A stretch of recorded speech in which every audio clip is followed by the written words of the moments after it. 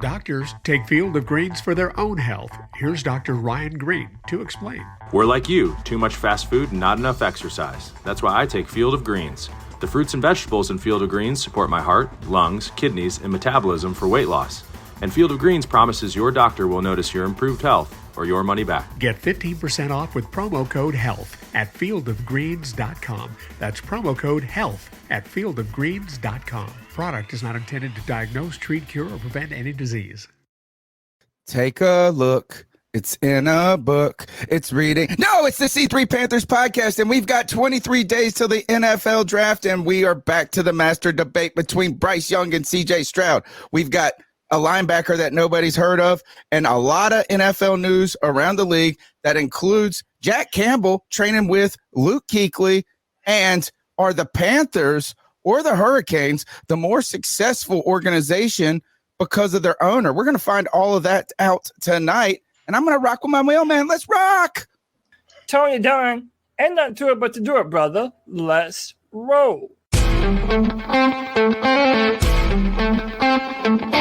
a world where Carolina Panthers fans have an insatiable thirst for Panthers news and opinions, only one podcast roars ferociously. It's the C3 Panthers Podcast.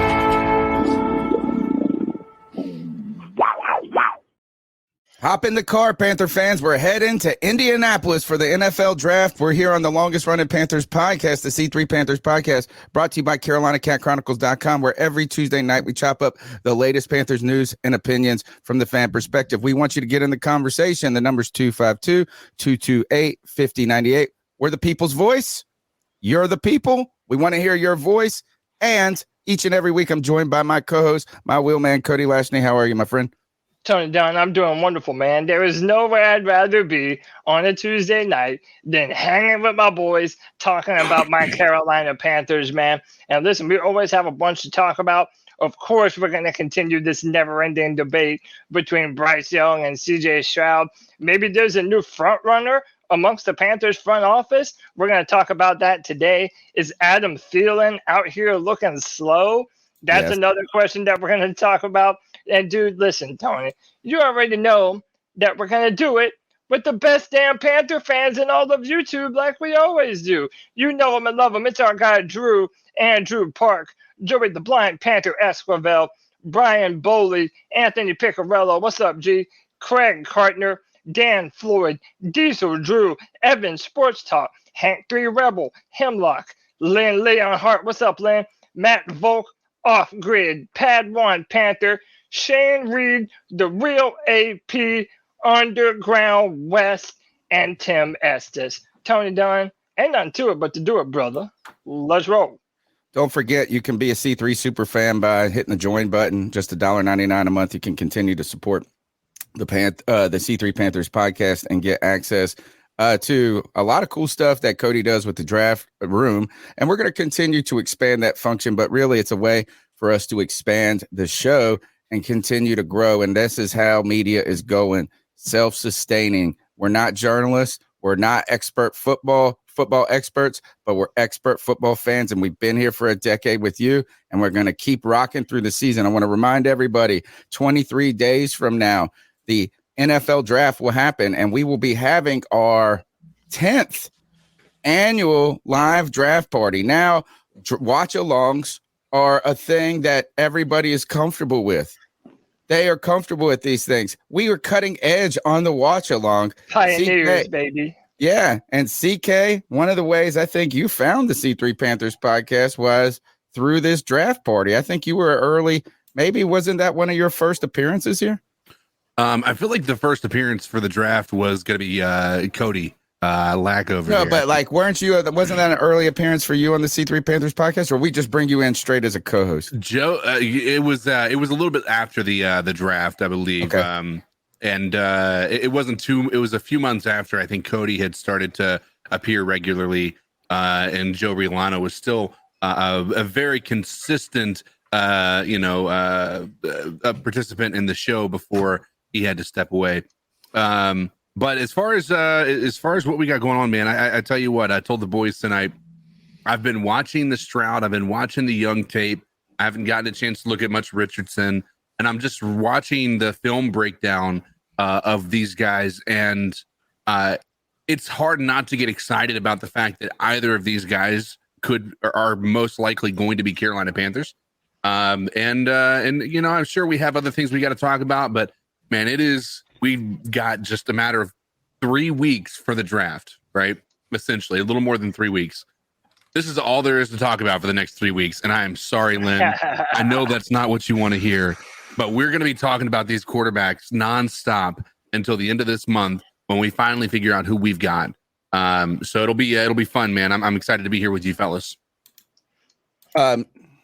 Well, you know, this is the thing is the number one pick is going to be the blessing and the curse of discussion for this podcast and for all Panther fans. Is like, it's hard to talk about anything else. Our friend, our good buddy, Tin Tizzy, who's very active on the Discord. Don't forget, great Discord conversation you can be a part of. You can find that link in the description, the show notes and things like that. We have one of the most underrated Panther Discord communities there is, dude. It's incredible. The link is in the description. Join the Discord. He said not enough about number one. He didn't say it like that. He said, when are we talking about? We got to be talking about 39. And I tell you guys, This is the number one pick is a blessing for me because this makes the draft very focused for me. There's none of this. Ugh.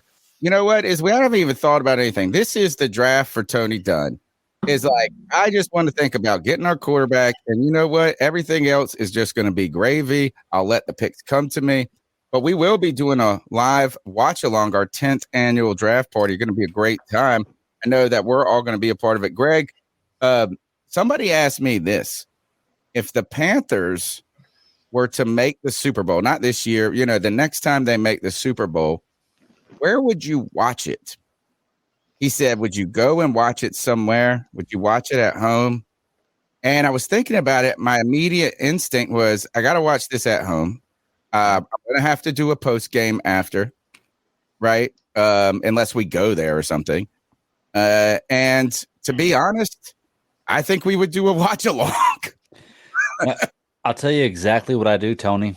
I would go out back and I would get a projector. If the Panthers made the Super Bowl, I would buy a projector. I would go out back and I project it on my shed because I have a pretty big shed. It's about the size of a one-bedroom apartment in my backyard. I'd project it on the side of that. I'd let the goats and the pigs and the chickens out. I'd invite a bunch of people over and I'd start a bonfire. And with animals and people, I just have a party celebrating the Carolina Panthers' first Super Bowl victory. Oh, well, he's going straight there. If we make it to the Super Bowl, if we make it, brother, we are winning the goddamn Super Bowl. It's all Speak it into existence. Yes. I love Manifestation. I love it. Yes. And hey, also, I wanted to give out a real quick plug, We've been doing these film room sessions. You already alluded to it, Tony, on the channel.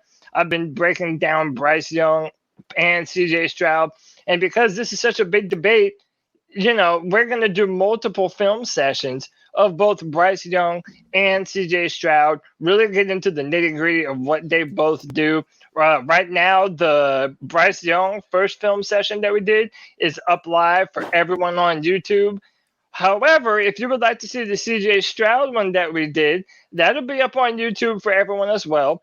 But if you would like to get priority first access to all of the film rooms that we're going to do from now until the draft, hit that join button for only $1.99 a month. You get first access to these film rooms that we're going to be doing. And in the coming weeks, I'm going to try and get some special guests to break down some of this film with me. So that's going to be really fun. You know, we have to delve into this great master debate like Tony calls it. So hit that join button if you would like to support the podcast, and definitely check out those film rooms coming up on the channel. And like and subscribe. That's all we can ask for. I'm going to give you a little, maybe a nudge, a challenge, or just a tip for before you make that next Bryce Young film review. Is we have a unique opportunity right now, and let me see. It is called. Hold on, we can go. It's through Underdog Fantasy. Hold up. I don't want to listen to it. You can go to Underdog Fantasy Football on YouTube. And what's his name? His name is Josh Norris. Who used to be at work for WFNZ like 15 years ago or something. And he went on to be a big, he went on to be with CBS or one of these big, and now I think he's doing his own thing. Big fantasy football guy. But there are film breakdowns with before he was hired as our quarterback coach. Josh McCown talks about both of these players. So maybe if you watch those back to back before you then did your film breakdown, you can maybe get a little tease into what he sees and looks at and highlight some of that. I watched the CJ Stroud one, and I started watching the Bryce Young. And I gotta say, I felt like he gushed over CJ Stroud, and he was very positive about Bryce Young. So those are the things. This is the C3 Panthers podcast. Get your calls in at 252-228-5098. We want to hear what you want to talk about. Tell us what the people have to say about the Carolina Panthers. Let's get into the show, guys. What's up? One more plug. Next week, right now, put it in your calendar, folks, especially the old hats. Former Carolina Panther David Gettis will be joining the C3 Panthers podcast. David Gettis, not poor guy. I'm sure he's like having a wonderful dude and all of this is played on some tough Panther teams. You know what I'm saying? That wasn't under the best of circumstances. He was in Carolina for that 2-10, I believe. He played with St. Pierre, notched 3 touchdowns, 500 yards for the Carolina Panthers on 36 receptions. We really were very excited about Jim, a diamond in the rough. Struggled with injury, was not in the league very long, but former Baylor player. Now he's a college coach, and he's going to join the C3 Panthers podcast. But I really want to pick his brain. You guys, be in contact with me about what you want to know. I really want to know what it's like for a guy that's in the late rounds, right? How they are trying to fight to be in the league. That's something that interests me. I'm also interested in what he thinks about Terrace Marshall Jr., a player that really kind of resembles him in a skill set in so many ways. And also has struggled with injury. How does he persevere? Different little take because Terrace Marshall Jr., second-round draft pick, so advantage there. So be sure to tune in next Tuesday for that. Cody Lack, what do we got? Yeah, man, let's jump into this show. Are the Carolina Panthers more aggressive than ever before? And, I think that we have a very good reason to say yes. But first, we're going to, as always, start with these quarterbacks as we do, and then we'll break down some of this new information from Peter King. So if we do a real quick mock draft roundup, right now, everyone is still penciling us for CJ Stroud, except for Mike Tannenbaum. Everyone seems to believe that CJ Stroud is going to be the number 1 pick for the Carolina Panthers. However, Peter King put out some very interesting information recently, and I felt like it was relevant enough for us to talk about. This is from Peter King, and this is from his article. Check it out. He said, "You're the one who started that." Panthers coach Frank Reich said to me at the league meetings about this quarterback hype thing I wrote about in March. Reich has been a quarterback coach, coordinator, or head coach for 17 years, and in all but 6 games of those 17 years, his quarterback was 6'4" or taller. He told me the height of the quarterback is not really a thing, so the 5'10" Bryce Young and 6'3" CJ Stroud are both very much alive in the running for the first pick of the draft, and I believe him absolutely. But the longtime friend of Reich's told me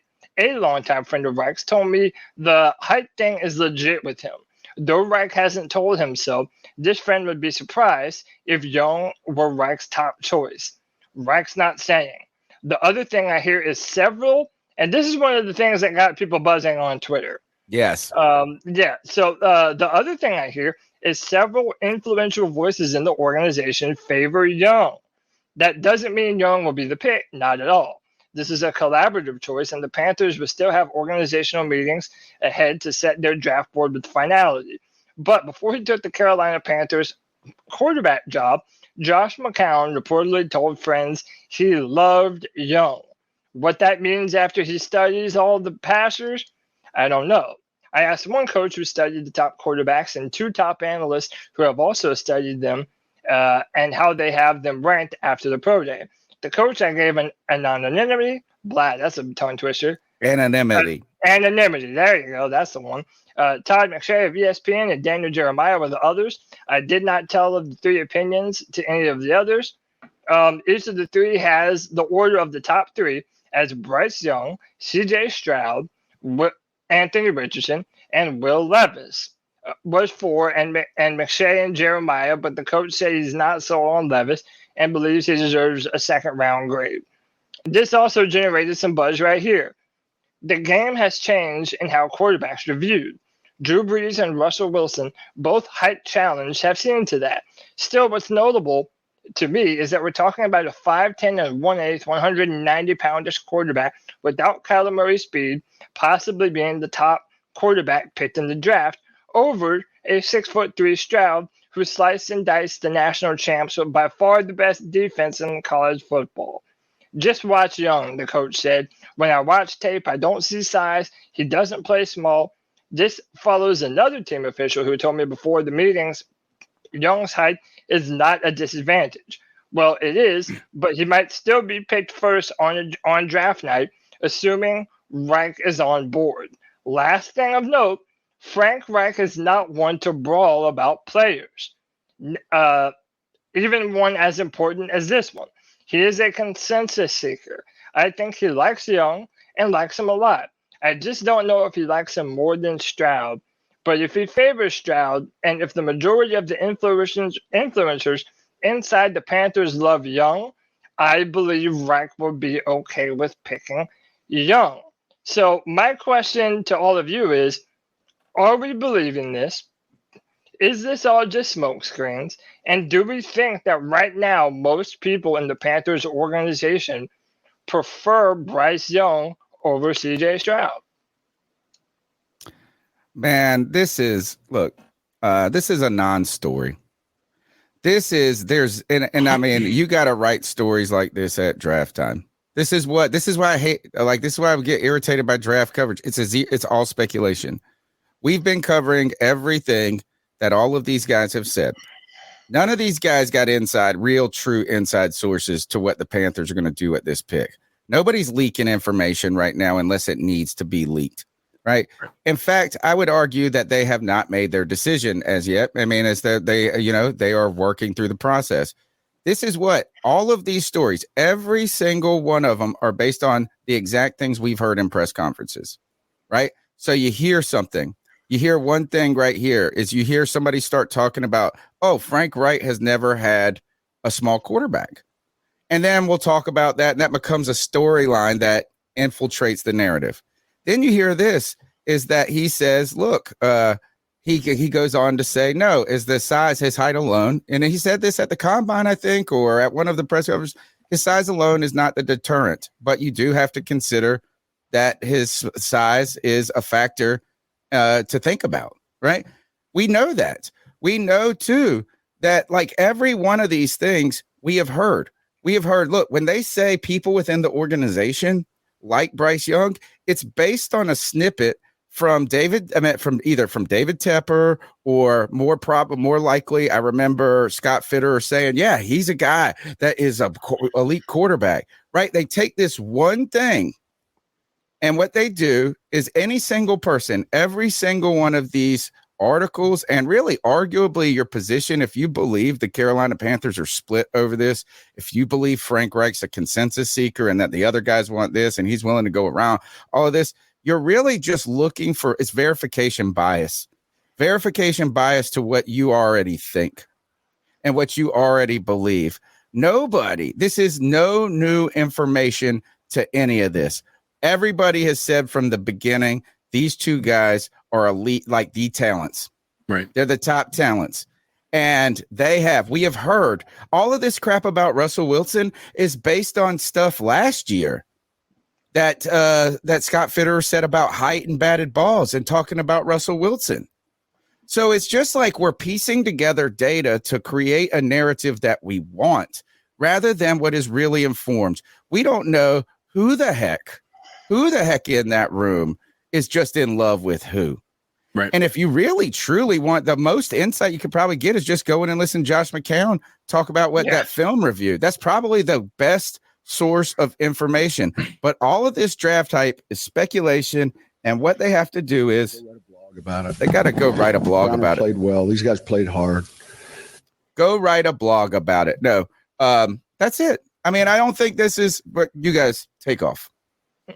I mean, I don't think that we're picking number one. I don't know that there's many smoke and mirrors that are to be had with this. I don't have the feeling that we're playing this game of trading back and trying to recoup some of those picks or anything along those lines. I don't think Houston's even interested in that.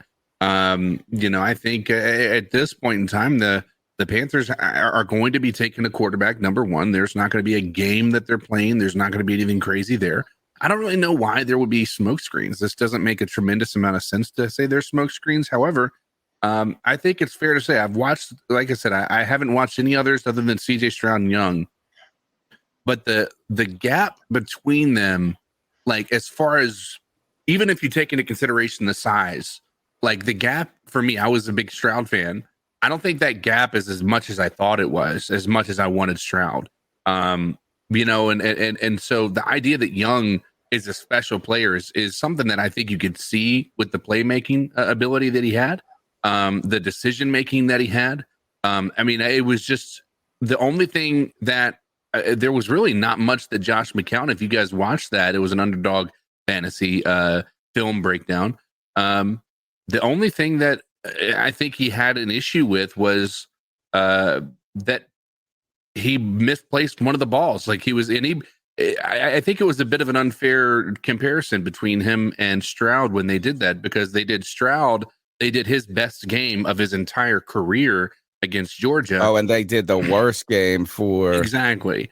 But they had a reason. They tried to explain it, but I do think that's a good point to make, though. You're bringing up. But even with that, I mean, when you look at what Young is able to do, and it was clear that there is a difference in talent level.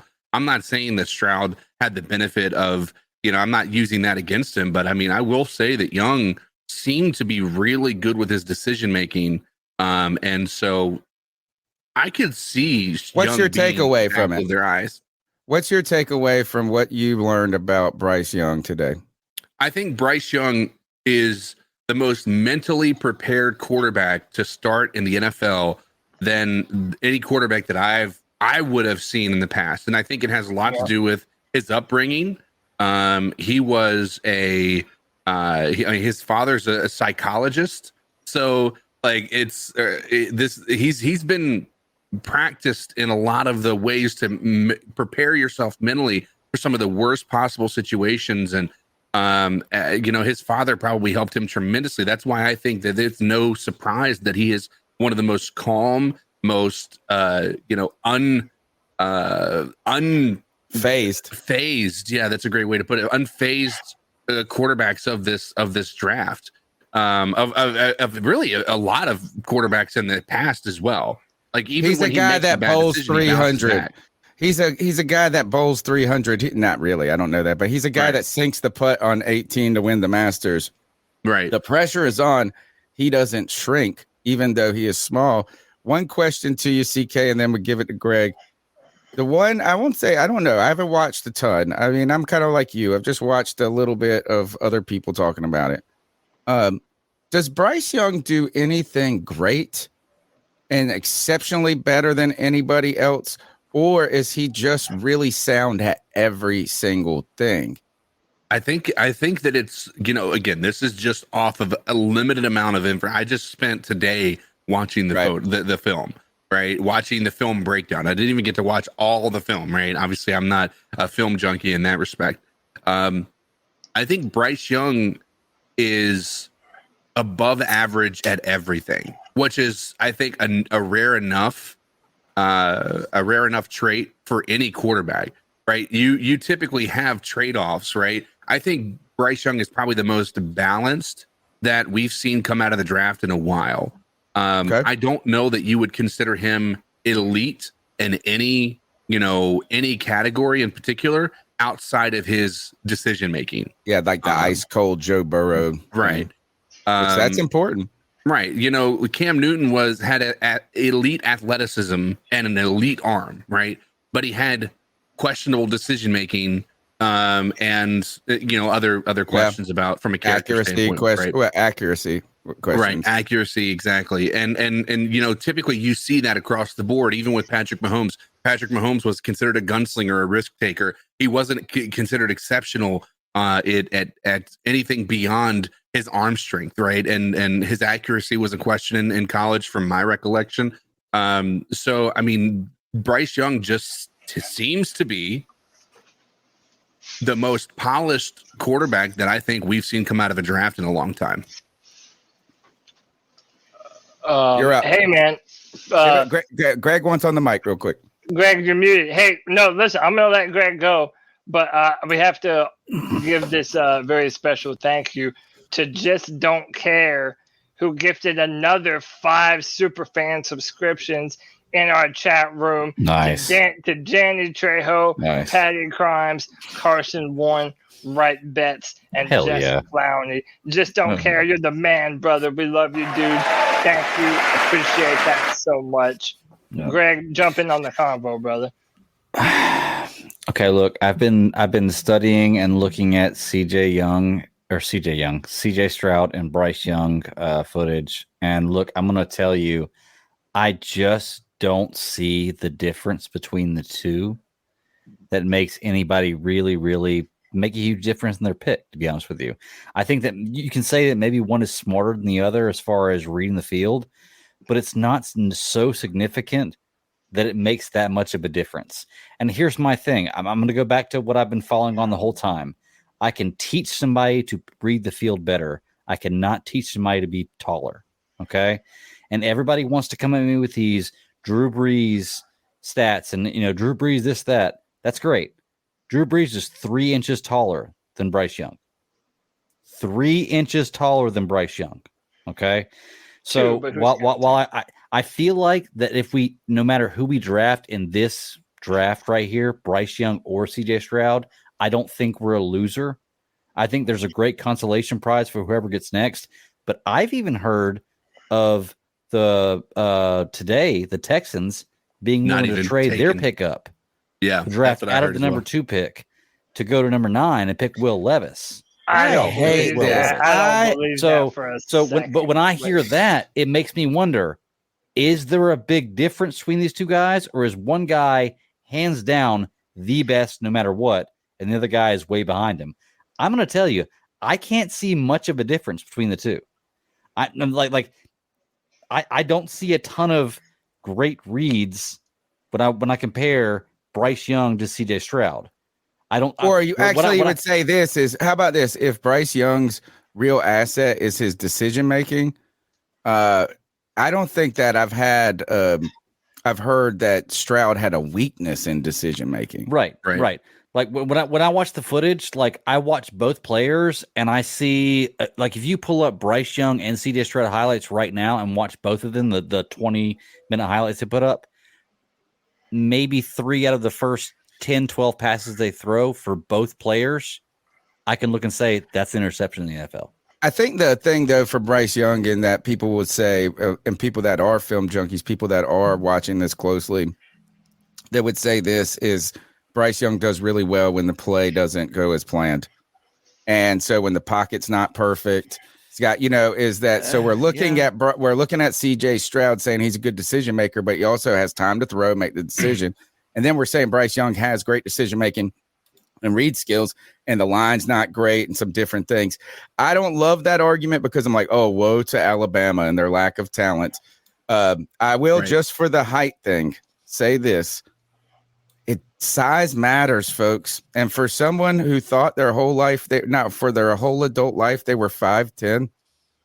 I went to the doctor one time and they said, where I measured myself, I said 5'10". And then I went to the doctor, maybe 5'9 and a half. 5'9 3/4, dude. Or at least my wife says 5'9". Like I felt like this. That girl, you know how they put the thing up, and they put that little thing on your head. She didn't give you no breathing room. Dude, I felt like she tried to push me to the center of the earth. Yeah. But how about this? Is I really felt I want to be 5'10". I mean, I See, feel like I feel like at a certain point you're allowed to round up, and it's like, who cares, man? You know, what's 4/4 of an inch, dude? Well, like that. turns out. Dude, so okay, look. First off, so let me say something real quick, and then we need to take care of some business here. But listen, I've said this before. After Christian McCaffrey was drafted, love him or hate him, but David Gettleman had a propensity to really drop some knowledge with those words that he would say. And he said that Christian McCaffrey had Luke Kuechly DNA, meaning he was an incredible studier. He was always in the film. He just had a next level dedication to his craft. Okay. Well, if I may speak on behalf of Bryce Young has Luke Kuechly DNA at the most important position in football, at the quarterback position. Nick Saban said himself that as soon as they would be done playing a team, Bryce Young would look over all of the film from that previous game before any of the coaches had a chance to do so. Okay, this man, for all of the things that we say about him being small and undersized, and he is. I mean, if we draft him, he is going to be the smallest quarterback in the NFL without question, right? But with that said, there is nothing more, in my opinion, that Bryce Young could do to make up for his lack of size. He has incredible pocket awareness. He has great touch of the football. Even when he's under pressure, he keeps his eyes downfield. He has such an ability to make people miss in space. And that's why I really, even though he is a small guy, I would not be upset at all if the Carolina Panthers drafted him number 1. And you know what? Go ahead, CK. I would say before we do business, because I know we got to get this done. That point I think is important. And even with you saying the smallest quarterback in the NFL, I think it's worth mentioning that he won the Heisman at the size that he is. I know the college is a different world, but where do you think all the NFL players came from? They all came from college. He was, a lot of these people that are in college right now are going to be superstars in the NFL, and they didn't win the Heisman over him, right? So I think that you've got to take that into consideration. That's how special. I mean, even the fact that he is as small as he is, the fact that he is considered as the number 1 potential overall pick should tell you just how much he is, as far as how much better of a NFL ready quarterback he is than anybody else in this draft. I'm not saying he's going to be the best quarterback. I'm saying, talking about game 1, he is going to be the best player on the field between all 4 of these people. That might change 3 years down the line. And that's to Greg's point, right? That's where you start to really have this conversation of whether or not you want to go with the CJ Stroud, who can develop to have similar traits. And maybe even now that he has the size and the height that you want out of a quarterback, or maybe even an Anthony Richardson, you have that benefit of saying, that they have a higher ceiling, if you will. But Bryce Young, hands down, I don't even think it's close. He's the most pro ready. Yeah. Listen, all great points. And something cool is these guys are friends with one another, man. They're literally right now training for the draft together. You know what I'm saying? Like, these guys are really good friends. There's some clips of them before the Elite 11 competition that they both participated in, which CJ Stroud won that Elite 11. I mean, there are pictures of them goofing around, joking around. These guys are exceptional young men. That's part of the reason why I'm really happy with both of them. And I know a lot of other Panther fans are. But you know what? Speaking of Panther fans, let's give credit where credit is due to some of these incredible new members of the C3 Panthers podcast. CK, talk to these people, man. Ladies and gentlemen, we have an abundance of new members thanks to some gifted subs. But we also have some people who've just hit that join button. And that is including our independent journalist for CarolinaCatChronicles.com, C3D's Ill Skills. Thank you for joining the C3 Superfan Club. We also have Padawan Panther, who's also hit that join button for $1.99. They said, we want to support what you guys do. We want to show up and have you be a part of our day in and day out lives, and we want to support you financially. So I appreciate all you absolute legends. Welcome to the C3 Superfan Club. Hey, and then our boy White Chocolate Espresso with the $1.99 says, piss off everyone and draft Levis so I can laugh. Hey, dude, we were watching the world burn on that night, man. Yeah, I mean, dude, this is going to be a conversation that we're not going to be able to get away from. So, like I said, man, hit that like and subscribe, and we're going to be doing these film room sessions, breaking down Bryce and CJ. The CJ is going to upload for everyone this week, but early access to members. And next, when we look at Bryce next, we're going to look at some of his Heisman campaign, some of his 2021 films. So that is going to be really incredible stuff. Yeah, man. But I have one final kind of pivot point of fan discussion on this. Okay. As we kind of dive in looking for every single hint or read the tea leaves of what the Carolina Panthers will do, there has been some people that have brought up a discussion of why the national media and why the fans, or a lot of people, are so interested in what Josh McCown has to say about a quarterback rather than the offensive coordinator, Thomas Brown. And I got to say, I think this is trying to find a problem where a problem doesn't exist, right? Especially from a national media perspective, is that Thomas Brown's never been an offensive coordinator. Nobody has really ever heard of him, except for, as we heard the candidates coming out, that he was a hot candidate under McVay and some different things. He was not a quarterback in college. He was a tight end, an assistant head coach, a running backs coach. He played for South Carolina, Miami, Georgia, or maybe his coaching experience there. But my thing is this, is that I'm not saying that Thomas Brown's opinion is not important in this decision. And I'm not even saying that Josh McCown's opinion should be weighted heavily. I just don't think there's really something nefarious in the background going on. I think, look, Josh McCown is a well-known name across football. He was a quarterback in the NFL for a bazillion years, whether it was in a backup capacity. And that is, it just seems like the thing, it just name recognition alone sounds like this is the guy that you would try to find some insight from. Well, number one, I agree with that, but I also think we can talk about the fact that Thomas Brown isn't necessarily known for his quarterbacks, right? He's not coming in here with a crazy quarterback history, right? Yeah.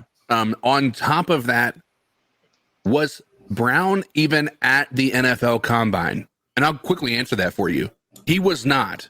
It was Fitterer, it was McCown, and it was Reich in the stands. It was not Thomas Brown. Thomas Brown was at some of the pro days, but that tells me that Brown is focused on other things, and they're going to be able to get their quarterback. So I don't think there's anything to be a problem with. Unfortunately, I think what ends up happening with a lot of these things is some of the people that, I'm not going to name drop, but some people are just trying to use this as an opportunity to have a nice little Twitter quote that's going to go and get a bunch of hits because everybody's going to tagging people, like tagging national shows with it and some things like that. Right. It's just an opportunity to create clout in a lot of ways. I don't think there's anything nefarious about what's going on. And I, like I said, I think it's clear just based on the fact that he wasn't even at the combine that this is a decision between Reich, McCown, Fitterer, and maybe even David Tepper. Well, and let me say this too. So one of the reasons how I saw this argument got started is somebody was saying that Josh McCown, that his opinion should matter more than Anthony Brown, because if Anthony Brown had if Thomas Brown has a really good year this year as the offensive coordinator, he's going to be out the door in 1 year, and Josh McCown is still going to be here for the Carolina Panthers. And maybe that isn't true. I don't know. But what I will say is this, I feel like the title matters. It does matter. And if we're just being fair, I think if you are the offensive coordinator, especially going into this rookie year, I do think that the opinion of Thomas should weigh a little bit more than Josh McCown's. And I also don't feel like our coaching staff is building a room where one opinion it reigns supreme over the other. In fact, that's one of the things that I believed from that prior Peter King article, is that this organization is really doing everything in their power to find a consensus and to value everyone's opinion. And, I know that's going to be hard to do when you have so many cooks in the kitchen, but, I think that Thomas Brown, he's going to be authoring this offense in a lot of ways this year. And is he truly? Is he not really? We know Reich's calling the plays from the beginning. And he said he's going to phase him in and some different things like that. I understand. I think you make a good point. I'm sure that his input will be considered, well received, and valued. But the idea is what I'm just trying to say is that you've got two quarterbacks in Frank Reich and McCown that played the position in the NFL for over a decade each.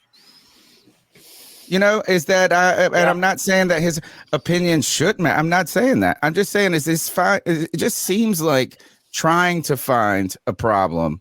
Yeah, rather than it being yes. And that's all I got to say about it. All right, but that's it. Let's move on.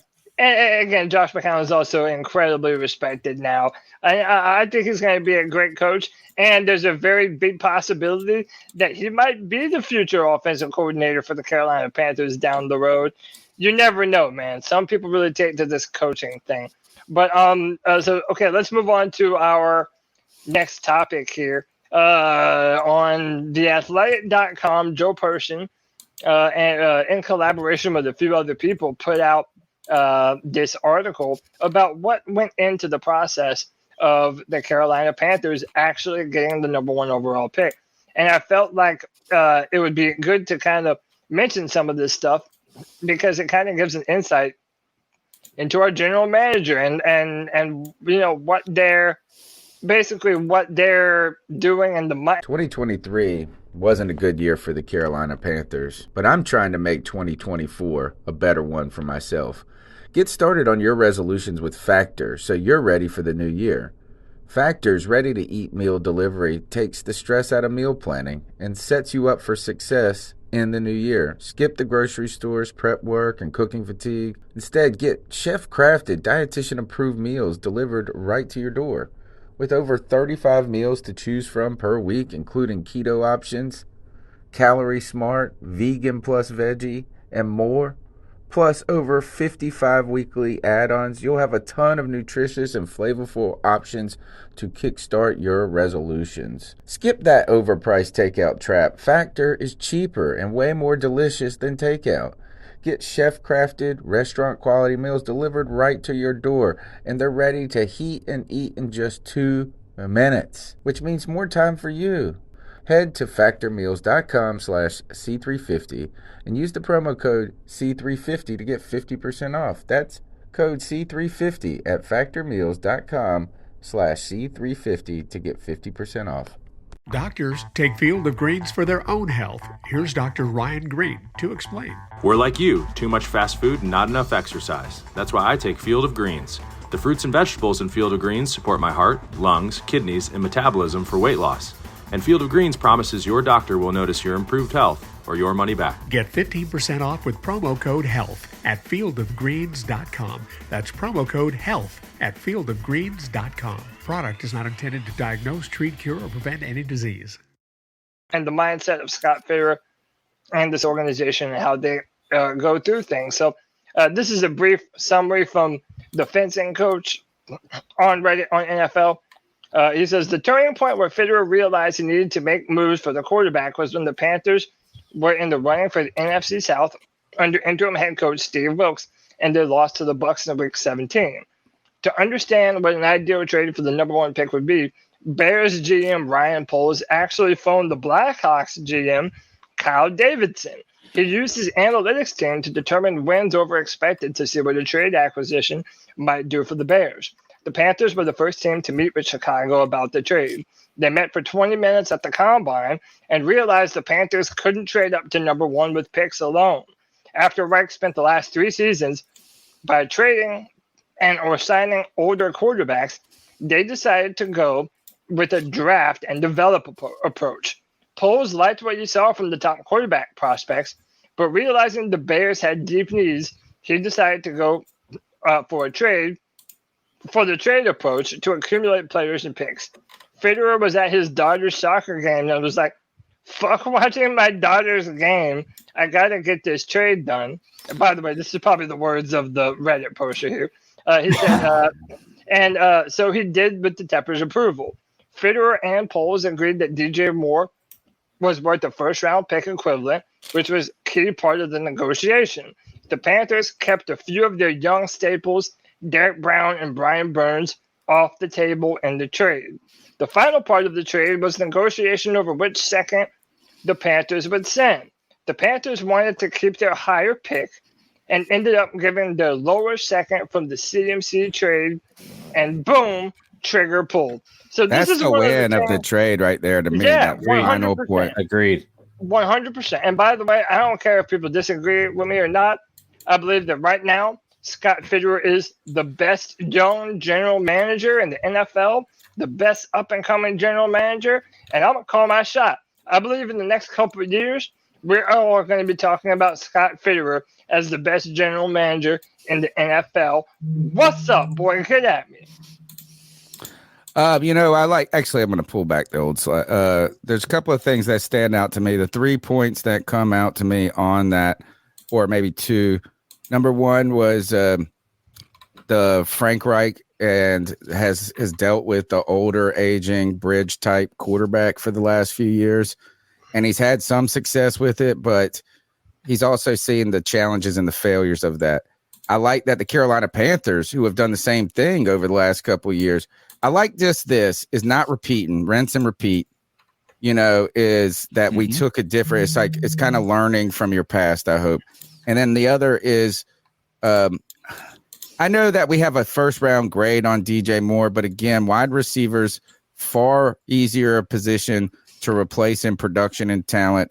Very good player, but having a franchise quarterback or having DJ Moore, I think this is the right move. And I think it was CK that said this in a past show. This could just be a good trade for both teams. The real win for me comes in the fact that we did not give up the 39th. We gave up the 61st. Right. And just to show you what this does real quick, if we pull this up, I found this this chart right here, and it talks about how they rank what type of picks you have. The Carolina Panthers have the number 1 pick. They have 2 picks in the top 50. Now, if we would have traded away that 39th, that would have been a 1 there. That would have been the 1, and we would have had a 61. We have 3 picks in the top 100 still, and 6 picks overall. It sounds to me like the Panthers, while they may have given up some future value at sometimes in the draft, really were able to maintain. Look, we don't need more than 6 picks in the draft, honestly. Right. And, it's like at some point, it's better to have 3 or 4 really good picks than to have a bunch of players that come into the draft that aren't going to be on the team in 2 years. And if you go back to what the Panthers did, do you remember that draft where we had like 8 picks? Maybe it was Matt Rule's first draft. There's like only 2 players, Bravion Roy and Jeremy Chin, still on the team. So that's my take on it. Yeah, and these guys, remember, Brady Christensen was drafted in the 3rd round. I think Fitterer has done a tremendous job. I agree with JD 864, man, from the beautiful Isles of Hawaii. Let Fit cook, man. I really have a feeling that Fitterer is going to end up being absolutely worth it, and he continues to prove that. I love the free agent signings. I love what we've done in the draft so far. I'm excited to see what we're going to do in the draft this year. But, Tony, before we go on, wait, dude, the chat room is so lively tonight, man. People are in there fighting in the chat room. But we also got another incredible donation, a love bomb, $20 love bomb from P-Dubs. He says, what up, C3? I've said it before, taking Young at number 1 is an asymmetric risk given his size. His intangibles don't outweigh his size, in my own opinion. Let's take Stroud and not rush him. Cody, I'm 100% with you on all things Lamar. Yeah, baby. I appreciate you, P-Dubs. That's awesome, man. Good looking out, brother. Fantastic stuff. My bastard son also coming in here with $1.99 support. How about that? How about when your bastard son gives you money rather than me giving him money? He says, Tony, now jitters for Fitterer. I will point this out. One way that thank you guys all for your monetary contributions. We are trying to build our super fan club, but really what you can do is help us just by supporting the show, by being in the chat, calling into the show at 252-228-5098 and smashing the thumbs up button. Another way that you can support the show is just jumping over to CarolinaCatChronicles.com. So many people have hit me up wanting to write for the site, man. Connor, they got to. Everybody is welcome. I've got to respond to Connor. I do want to mention that, guys. Look, it was a delay. I did not get last week's podcast up till this morning. I had to leave for New York first thing Wednesday morning. Kind of a last minute. I decided on Monday, I think, of last week to go to a family funeral. Man, these Italian family funerals are real deals, dude. This was a 3-day, full-on event. Great time with family, but I was on the road the whole time. My laptop had died the week before, so I was like really just on my phone, and I just was unable to get the podcast up. So I apologize to the people that were waiting for that. A lot of people hit me up saying, we need this. This is my favorite podcast. Get on the ball, man. Tony. It is up, and I will make sure this one is up first thing tomorrow morning. Likewise, D's Ill Skills has been writing for the show, for the website. He's got some stories in the hole that I will be working on over the next 24 hours to get onto the site. So go to the website, check out, consider writing. It's a fan site that we're going to try to maintain and build. And the last thing, this is a cool thing right here, you could always do is you hit the shop icon or you go to the shop section there. We still have some really cool merchandise. This is why I'm not a good salesman. We've had this merchandise for years, and I don't even mention it on the show. Great Keep Pounding shirt for people that are living in. Now, look, is for the people across the pond, we're going to have to work on the dang shipping, man. Every time I go to ship something, I try to cut them a break. It's expensive to ship international, but look, we've got some good prices. Put it in the bank. This is my favorite shirt. Guess who designed this for me? Lynn Leonhardt. She designed my two favorite shirts that all of our shirts she designed. My favorite shirt she designed, except for this, which this is the first one we got. But put it in the bank. Put that Lombardi in the bank. We can bring this one back now because of really the optimism going forward. So those are some ways that we continue. We're going to try to. This is our year. This is the year of C3. We're going to kill it. Don't forget David Gettis coming up next week on the C3 Panthers podcast. Get your calls in 252-228-5098. What's up next, Cody? Yeah, man. So let's jump into some of the more recent Panther news. Eddie Pinheiro was signed to a contract, and now we know that it is a 2-year, $4.1 million deal. What do you guys think about this this deal for Eddie Pinheiro? Love it. I mean, we don't have many better options. Like, I can't tell you a kicker right now that we would have that would be better than Pinheiro. Pinheiro was the Atlanta guy, though, right? That was one game. No, I get you. You're right, and that's why I'm not going to totally dismiss him. Yeah, I mean, again, and you guys know how I felt about that. I felt like he did lose that game for us, right? But and that's contrary to Tony's don't worry, belief. I'm not going to argue about it. But the difference here is if you look at his stats for the year, he is a not top 10 kicker, top 3 kicker in the NFL from a accuracy total, and it wasn't even a matter of like he was taking less kicks. He had like the second largest volume of kicks, and he had the, I believe, second best percentage of makes. Right, so the dude was given plenty of opportunity to miss, and outside of that one game in Atlanta, which granted was a big deal, especially when you realize how the end of the season happened. Maybe it's a blessing in disguise now that we know what's coming down the pipe for the Panthers. But he's been one of the most. He was probably the best kicker we've had in a while. And even if you want to sit there and talk about Zane Gonzalez had 2 season-ending injuries that happened with him warming up.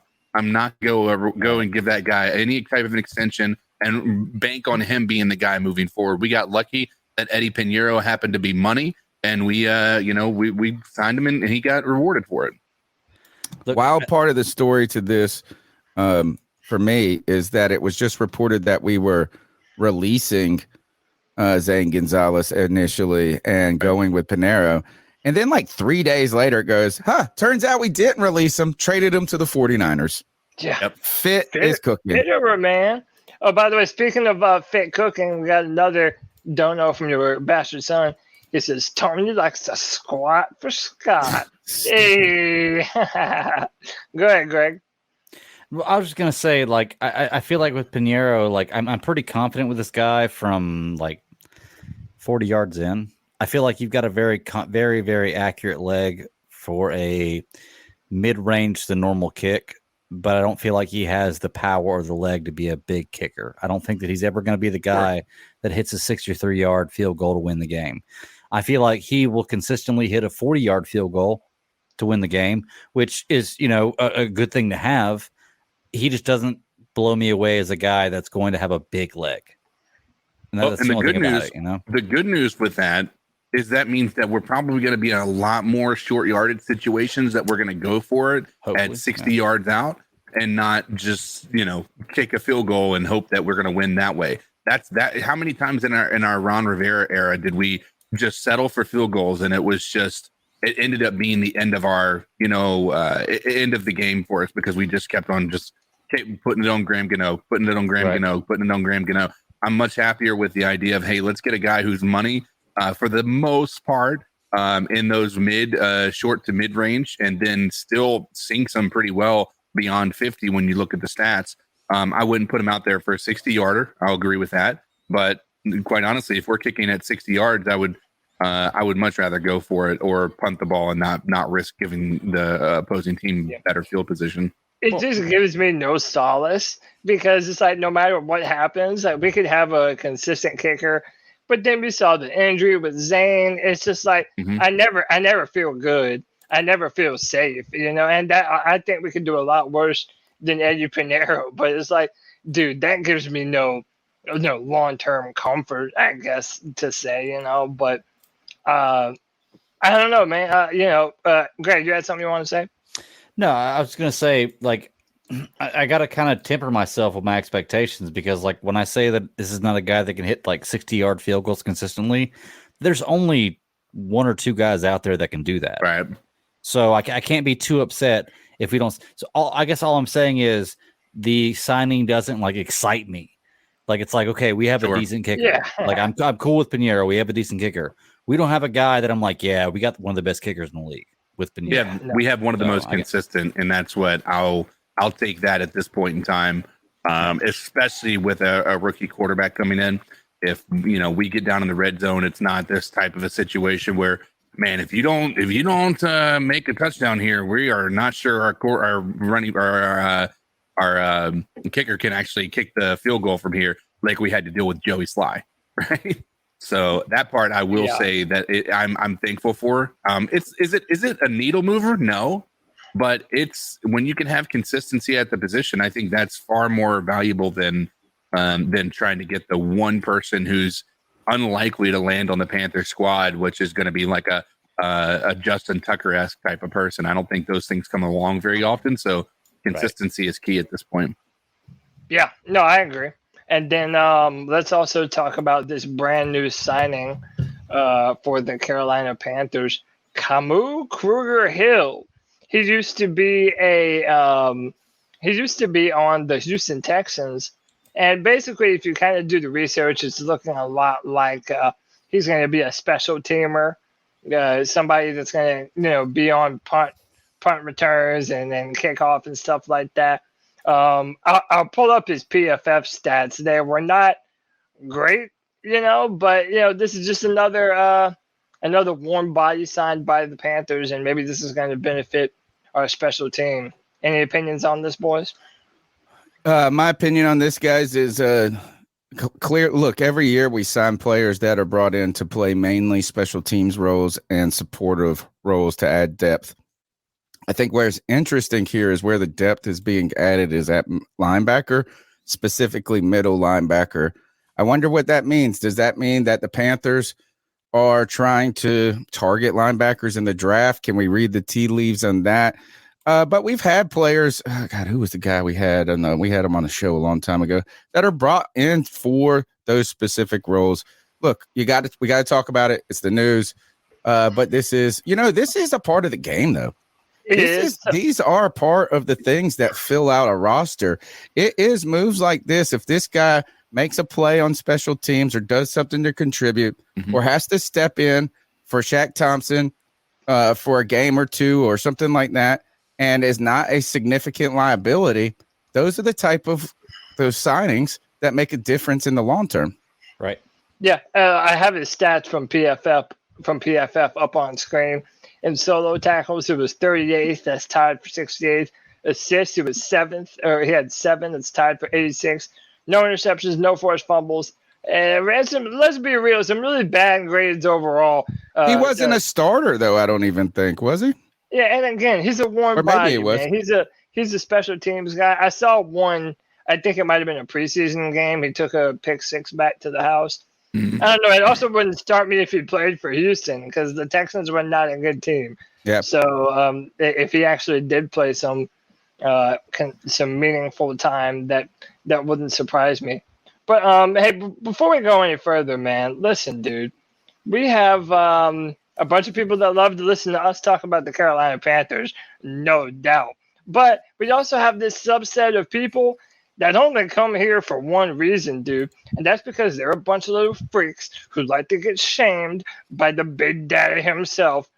Talk to him, Papa.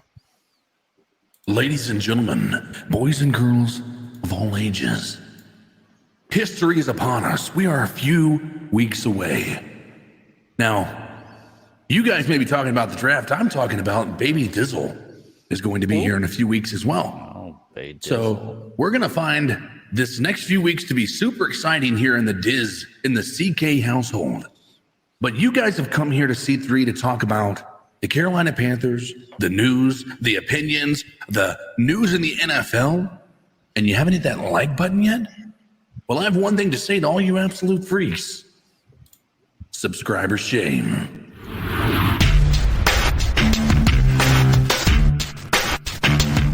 205 people watching, 75 thumbs up. Hit that like, hit that subscribe, hit that notification bell for every single time the C3 Panthers podcast goes live. Consider joining for $1.99 a month with specialized early film room sessions that goes live to all of our super fan subscribers. Hit that join button. We appreciate each and every single one of you. And hey, man, listen, me and Tony are very heartened by the amount of people putting C3 in their username. We love that shit. Join our gang, bro. Dude, we have a real Panthers gang out here, boy. Put that C3 in the username, wherever you want to do it, man, on Twitter, on YouTube. Let everybody know, C3 Panther Nation, we roll deep, baby, whenever we keep pounding. You know what I'm saying? Yeah, you know exactly what I'm saying.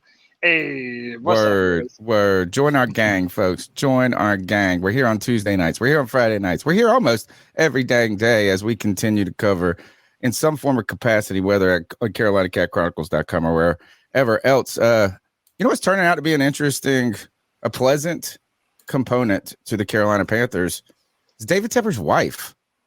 She turns out to be the best person in this ownership group of David Tepper. Second wife, she's the looker. Look how she is short.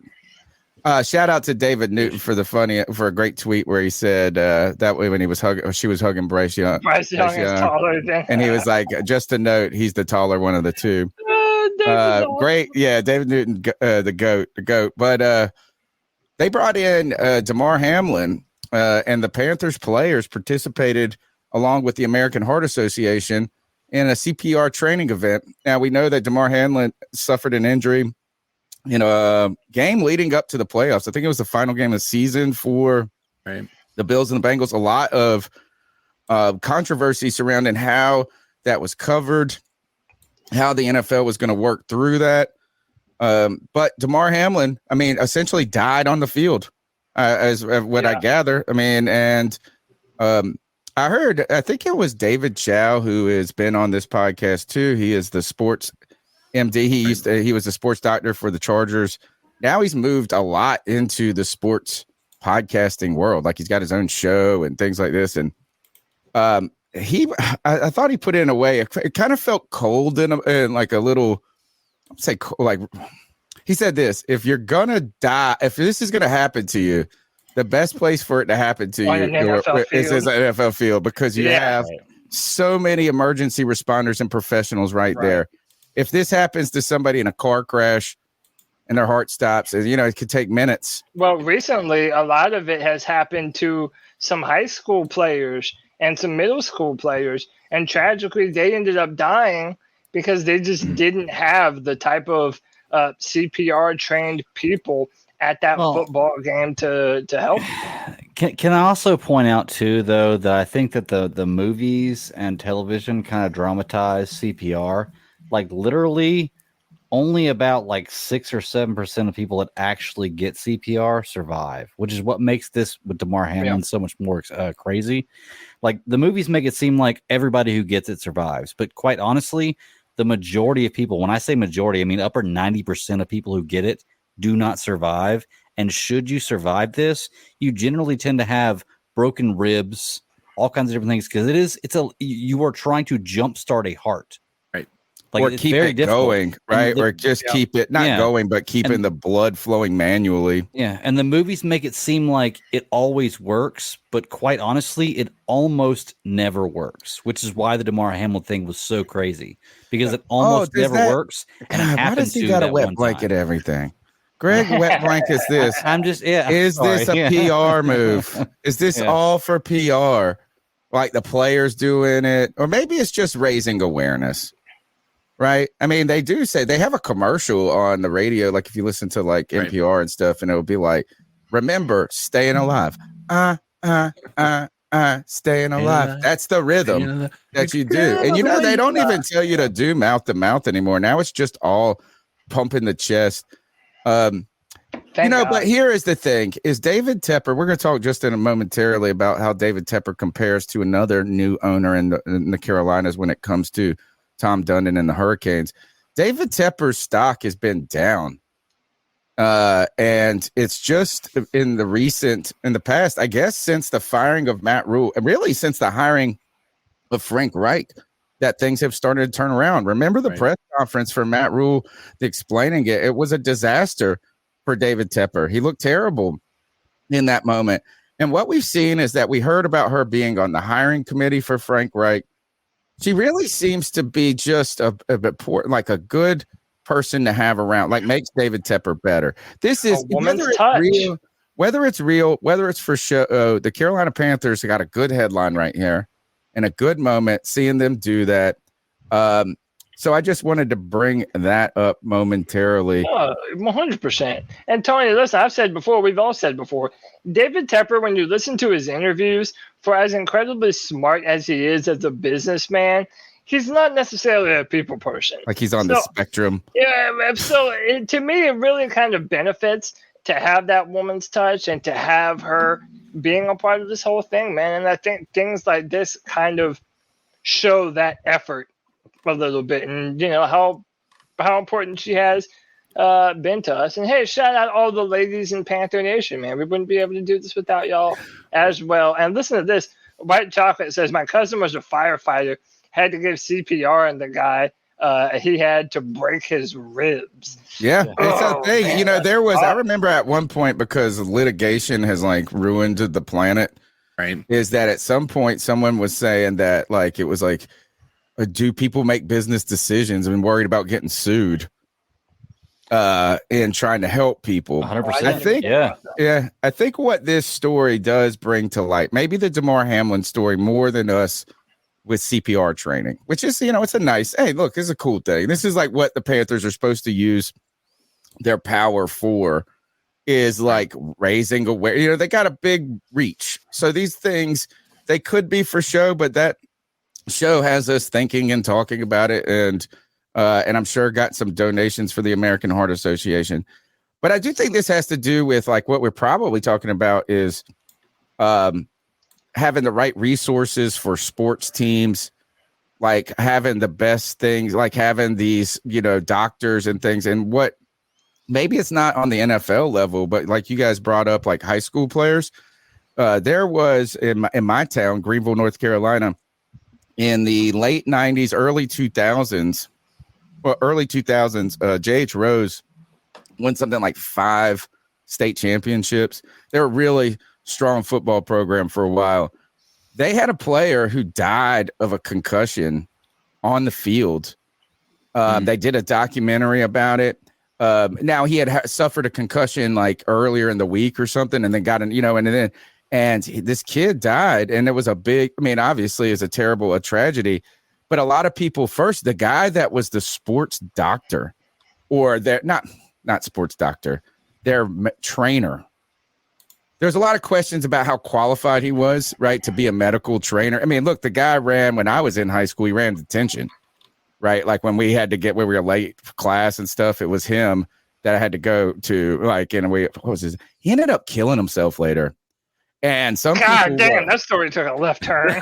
Well, because he killed himself. Well, he got a lot of criticism, like he was the reason this kid died, that he didn't know what he was doing. You know what I mean? And so really, what this does is just bring to light the need for the adequate trained people and resources at every level. And we know at the NFL, they've got the money and the resources to do it, but there's a lot of other places that we might need to give this consideration. Yeah. So, so this is, I wanted to highlight a couple comments from PackMD, who added some stuff on this. Great topic of conversation. PackMD says, as a former paramedic and now doctor, please get CPR certified. It could be the difference between saving a life. And he also says you cannot be sued for doing CPR on a person going in cardiac arrest. Nice. Good Samaritan law protects you. So I actually had no idea about that. This is good. See, now we have these conversations and it helps us eliminate some of the fog around these discussions. Yeah, right. That's why we love these discussions. Even our very own Panther Pickle, he says, I've given CPR many times years ago, working as a CNA and as at a hospital and volunteering as an EMT on an ambulance. So, hey, man, look, we have every opinion accounted for amongst C3 Nation, dude. We have the best fans. And hey, no, that's a great. Did we have super chats, or did we already cover? Oh no, you're right. Well, you're 100% correct. Let me cue. By the way, 80% of our revenue from the show comes from donations and fan support. So thank you very much. Is that while we do get a little bit for views and things on YouTube, it's not as awesome as like Mr. Beast. So we are a community that's supporting each other. Absolutely. White Chocolate Espresso with the $1.99 says, y'all need models for the C3 clothing line? No, Kevin, you can't. Yeah, fine, whatever. You can do it, dude. I don't care. C3 Anthony Piccarello says, join the C3 gang members with Was he the first one that did it? It was him, Chad Morales. And then D's? Him, Chad Morales, D's. We had a few people. Dude, now there's a bunch of people on Twitter. Bro. Dude, there's at least like 7 or 8 people on Twitter right now. I love it. C3 in their game, dude. And more people keep popping up, dude. So I'm loving it. I don't care. We have the best fans, man. The best fans congregate around the C3 Panthers podcast, baby. Let's jump into this next topic of discussion. Renovations at Bank of America Stadium. Panthers Stadium news. Due to years of development over the surface, lots in Uptown, the Panthers are planning major renovations to Bank of America Stadium in order to increase available parking. Interesting. Have fun little picture here. I tell you, that is, gosh, it's just like, let's spend $70 million or $5 billion, whatever they're going to spend, only to, in a year and a half, we get one winning season. And then it's like, we're going to need a new stadium. We're going to need a new stadium. The one thing I like about this, the more they invest into this particular facility, though, means the better the chances are at staying in downtown or uptown Charlotte. And I think that's such a cool aspect of our stadium. I've heard so many nightmare stories. Look, I'm going to tell you this, is that I think it's the NFL has kind of run the risk of kind of outpricing its constituents. You know, is that as it becomes such an expensive endeavor to, I give kudos to all these people that have season tickets and do all of this, is that it's just so it's a lot of financial commitment. But for someone from a lot of us, the three of us don't live, Greg lives the closest out of the bunch that's not in Charlotte. But it is a 5, by the end, it's like a 4.5 hour haul from my house. You've got to spend money either on hotels or stay with friends, and you're eating, you're doing all of this. It is always not just the ticket that is the cost. But I will tell you, I have heard nightmares about people with Dallas, and they say it's like $250 to park there or something like that. I mean, because it's like far away, and then you can't, like, there's a cab line that you have to, like, it's just like, God, it's just so expensive. So look, last week we talked about the raising of ticket prices, maybe just $6, but everything's going up. Everything is going up. And I tell you, we're going to talk just a moment about, actually, we'll just go ahead and move into it. You guys, what do you think about the need for renovations to Bank of America? Crazy. The stadium's only 25 years old. They're like, oh, it's decrepit. My house is older than that stadium, and I love it. I mean, yeah, I said the last, a week ago, dude, we're going to be hearing about David Tepper wanting a new stadium in no time flat, dude. Yeah, these renovations be damned. They're going to get a new stadium. They're already looking at plots of land around Charlotte to be able to put a brand new stadium.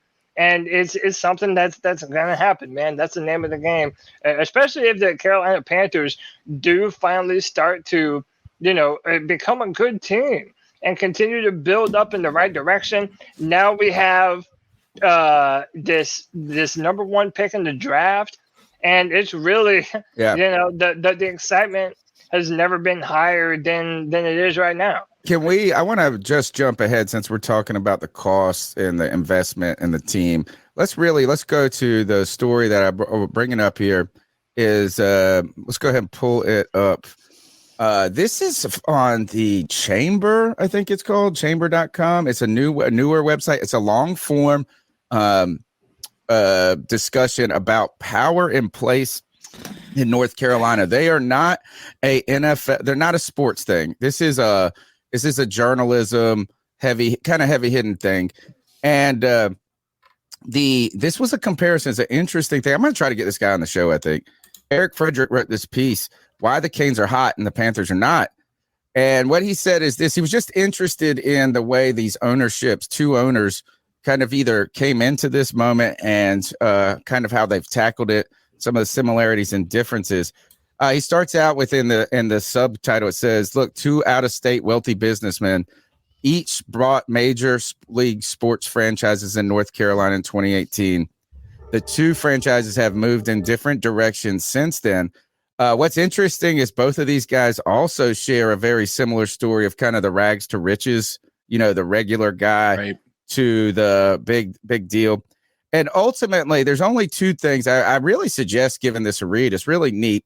It's not a like the end all be all of how to look at this, but I just think it brings up some interesting points. One of the things, though, is that both of these guys, is Dundon bought a team that was in shambles at the time, hadn't made the playoffs in like 8 or 12 years. Attendance was at an all-time low. On the other hand, David Tepper bought a team that had been 3 years removed from the Super Bowl, had a bunch of names, big time names, when it came to the, like name recognition. And one of the things that was interesting about this is it says Forbes assigns sports teams a score that's a ratio of victories per salary dollar with the league average that's set at 100. The Hurricanes' score last season was 121, meaning they got 21% more wins for every dollar they paid their players than the league average. On the other hand, the Panthers score was 59. Look, this story would be far different if the Panthers were just winning. Right. Is that the Hurricanes have been winning. But I just thought this was the real thing that kind of stuck out to me. And now that we bring up the renovations, this is why I wanted to kind of, pivot towards this. David Tepper has really, while he tried to be a fan favorite early on, you really see that gritty desire to make money in the background, right? Is at every turn, this is really looked at to me as an investment on him. And one of the areas that I could see this in, where I thought was interesting, the Hurricanes are kind of cutting edge when it comes to the social media game. He wanted the Hurricanes to be talked about. That's why they got the bunch of jerks, right? You remember they would celebrate these wins. They have the storm surge. They are really appealed to fans.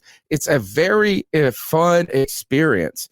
They have generated going to these Hurricane games. It's really for North Carolina that does not have a hockey culture. It's really important. It's really cool. On the other hand, I think that we found that the Panthers, I don't know if I won't say that they have been bad at this, but they just haven't won in these areas. And one of those is Tom Dundon came in there right away, lowered ticket prices. He said, we got to get people in these stands. They made $5 storm brews. They made the beverage, and maybe this is just the benefit and the luxury of the NFL. They can do whatever they want. You know what I'm saying? We're still going to go. We're still going to watch. We're still going to pay. But look at this. We won't, the opposing teams will. Right. Oh, good point. The Hurricanes, the brand, is now worth $75 million. The brand, not the team. 11.7% of the team's value of $640 million. The team value is up 52% since Dundon arrived. Panthers brand is worth much more, $170 million. But that's a 4.7% of the franchise value at 3.6, nearly 3/4 of which comes from revenue shared by the NFL and media rights. Despite the team's struggles, the franchise is still worth 50% more than when Tepper bought it. Ranks 39th globally among sports franchises. Cool article to read here. And if the Panthers ever do get good, we're going to destroy all of that. You know what I mean? But they're also, guess what's going to go up? Everything. The prices. And look, without question. But I think also with the Hurricanes, and again, dude, I am by no means an expert on hockey or when they were adopted in or whatever. But I think, with the Carolina Panthers, you're trying to get people to become fans. But I think that, when they dropped the prices on the Canes and made all these other drinks, it's the cost of customer acquisition. You're trying to make more people into Canes fans earlier in their existence. And I think that's a part of what goes into this as well. What do you mean earlier than in their existence, though? Both of these teams were started as expansion franchises roughly within 2 years of each other. So both are relatively new. Again, like I said, I don't know what the fan base is like for the Hurricanes. I know there's a bunch of fans, but it's hard. Look, this is not hockey country, bro. Right, let's just put it that way. What I was about to say. Hockey in the Southeast is something that people are still kind of getting used to. Remember, at one point in time, the Atlanta had the Thrashers, and then that team was never good or whatever, and they ended up moving that team somewhere different. So to me, it is. That's a good point. It might be a little apples and oranges. Look, the NFL is a behemoth. I guess my point here is that the NFL has the luxury to not care about any of this. They don't even, he doesn't have to make it a cool experience. He doesn't have. What I do like about what Dundon did and I think this is a cool model, is sometimes what if we don't just try to make the most money on every single thing, but we just try to make money? And one of the reasons that like I would point this out is, do you remember like when the Panthers were doing the Ron Rivera shirts? He had a different shirt every week and they would go to sell them. Why is it necessary to sell that shirt for $45? Right? Is that you are the one that has the luxury of bulk sales and value. Why can't you in a time just say, instead of making $9 profit, let's make $6 and sell 60,000 more or something? Yeah. It just really feels like this is that the NFL is among those people that they are so uber successful. It's such a powerful force that they don't have to really care. No, I mean that's why you buy an NFL team, dude, because you know they're getting ready to pour money in your coffers. Go ahead, Greg. I'll say, Tony, you're asking the question. That's what's wrong with America right now, right? Like, why does Google and Walmart have to lay off so many employees? Why can't the bigwigs just take a little less money, just a little less money? Then you don't have to lay anybody off. But that's the way That's the way the world works, man. I know. And just to be fair, didn't those Ron Rivera shirts? I believe also a portion of those went to charity as well. Yeah, they so did. That was also why. All right. Okay. No, but your point. No, I'm not disagreeing with you. Your point is 100% valid. My friend brought this up to me one time. I was in the grocery store with him. We were like going and buying food to cook out or something, and they did that. Do you want to round up for 47 cents? Like, you want to give it to this? He said, don't do that shit. I was like, what do you mean don't do that? It's just 40. You know what I mean? Like, it's like, this is like the easiest thing I can do. He said, they're the ones getting the tax break for the donation. So it's like they take your money, then donate it, and then use it as a tax break to do all this. And that is it's like fake. So it's like, if you really want to donate to these organizations, don't make us do it. You do it, David Tepper. You got $1 billion. And I mean, look, it's like I'm always to the point. And look, I understand there's a lot of different people with a lot of different positions in America. I respect them all. I really do. And I think that the truth usually lies in the middle. But I always say this is where I think it's like, why is it? I mean, like the people with the most cry the loudest sometimes. And wham. And I was in the car with some people that were very specific on their political views, my uncle and some different things, for like 9 hours. I did very good.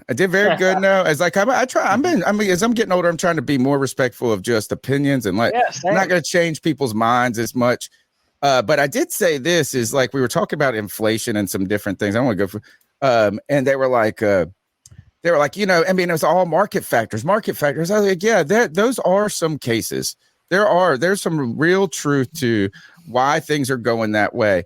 But it's also interesting when you see companies thriving more than ever in these moments. And you wonder how much is real. And I was like, look, Walmart had record profits.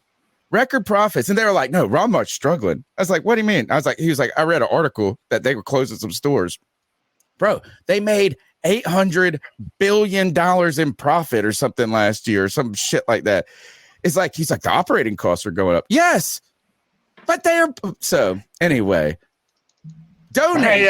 Donate, David Tepper, your own damn money to the American Heart Association. Don't use our donations as your tax write-off. Folks, don't be conned in to giving Food Lion 37 cents. Just go make a $10 donation to that place yourself, and you get the tax write-off. Hey, Tony with the wisdom. Gots to love it. Next up, we're going to talk about Adam Thielen. Hey, man, he is showing that Panther love. He has a silver helmet, the blue cleats, and he was out there getting some work in on the field. I wanted to share this video because people were sharing it and basically saying that Adam Thielen's out here looking slow. I can't go full screen with Instagram, so I hope everyone can see this. But is Adam Thielen moving slow? And should we be worried that maybe he's lost a step? I mean, again, the apologies is a little hard to see, but It's not hard to see. I mean, it's hard to say he's moving slow with nobody covering him and nobody and also no NFL quarterback throwing to him. This is all hype. I think this is no. He's not. Look, yes, he's not a speedster, guys. It's not like it's like. I mean, what do you think? He's 24 years old. It's like, he's a big body receiver. He's not meant to. And like, does he look like he can't run? No, it looks fine. I will say, you know what the most suspicious part about all of this is how hard in the paint he is going about being a Panthers player already. And you're like, wait a second. Why are you so interested in getting us to love you before you even played a game? That's the suspicious part to me. Now I'm like, oh God, what's going on here? Maybe he can't run. White Chaka says he's jogging. T. Thompson says, he's moving slow. I can lock that up. But again, listen, like, I don't know why they're in the off season. It takes a long time to get into football shape. It really does. When you have an off season, you're not preparing like you are every week, in and out of the practice facility. He is. I mean, he's known for that. He's known for being in peak shape. But speed, that super explosive speed, that's a thing for the young people, right? That really diminishes. I mean, that is a biological component, that explosive athletic thing. That's why running backs, it's not just the reps and the hits. It's that type of body frame slows down as they get older. But here's the thing, is there have been a lot of players. My last point on this is there are a lot of players in the league who have made a living late into their careers by being a savvy veteran with great hands, this type of thing. And there's been a lot of players in the league who have been fast as shit who have done nothing. Yeah, and also my point is Adam Thielen is not meant to be the speedster on our team. Right. The reason why you signed him is for this right here, and Elusive Proximity in the chat put this up before I even had the chance to put the graphics up. The lowest drop percentage in the NFL, he is number 3 at 1.9%. Okay, all the burners for the Carolina Panthers, that's going to be Terrence Marshall Jr. and DJ Chark. Okay, those are going to be the guys for Carolina that's going to take the top off of a defense. But when you need a dependable guy going across the middle that can run clean routes and always comes down with the football, that's who Adam Thielen is to the Carolina Panthers. So, again, it's knowing what he brings to the table. And I agree with you. 12 touchdowns last year, dude. 12 touchdowns. Dude, he's got like more touchdowns in one season than DJ Moore has in his career. Right. Yeah, the dude's a baller. It's all about knowing what he brings to the table. Speed is not what he brings to the table. I got to call out. Absolutely catches everything. I got to call out. Go to the next comment. I'm going to call out Ryan Murphy. Ryan, it's not true. He said, I'm 38 beer fat. I run that route exactly like that. Look, let me tell you why that's not true. I got real life experience on this. When I was 38, I was getting to the worst shape of my life, but I made a commitment over the last 2 years, maybe 39 to 41 now. I'm arguably in the best shape of my adult life, like physical. But when you start to feel good about yourself physically, when you feel bad, I didn't realize how bad I felt about myself physically until I started to feel better. Yep. Not like I was like in the mirror going, yep. I didn't know. I wasn't like, oh, I don't feel great about myself. But all of a sudden when you were like, oh, wow. But I will tell you this, you start to feel too good about yourself. So I thought this, I said, man, I was getting in a pretty good shape. And I was like, man, I said, my son, I could beat him in a foot race. And my son was 13 at the time.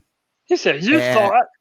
Dude, and he fucking smoked me. Your ass. And like I was pulling up with a hand, like right out of the gate. Like, and I was like, I didn't even complete. I was like, but I thought in my head, I was like, nope. You know what I'm saying? It was just. I wish I could see a video. I pulled up too, hopping. Like, oh God! I mean, and he was just like, and he was like, no, you can't beat me. Yeah, he's a runner too. He's a distance runner. He's not but he was at 8th grade at the time. I was like, man, I'm great. Nope. So you had no business challenging him at all. I learned that lesson. It looks like something you can do, but man, when you go out and do it, it's hard. Totally different. Yeah. I so badly wish that was on video. That way we could show to the world. That would be the funniest thing. It was stupid. Like, I mean, I didn't even run half of I said, we're going to run from here to this book. It was probably like 50 yards. I got 10 yards into this sucker, and he was like, he's 6 foot tall already now. He's taller than me, but he's got gazelle legs. And I was like, man, I'm not in 5th grade no more. Nope. Tim Esther said you need to stop skipping leg day is what you need to stop doing. We don't skip what we do total body. But you're right. But look, I'm just saying is we think in our head, and it's different in practice in reality. All right. So the final topic that we've got, and then we'll jump into some cat calls. And by the way, I want to give a big thanks to Coach P because he's been supplying us some great pictures and graphics for us. The one that we're using as a background right now, you see C3 Panthers podcast under Greg. He provided that for us. It's a great StreamYard background. But about maybe like 3 or 4 days ago, I put out a post on Twitter, and it was someone that posted CJ Stroud in a mock-up Panthers uniform, a theoretical new uniform. And it was an all-black helmet, and it had the white outline on the helmet around the Panther.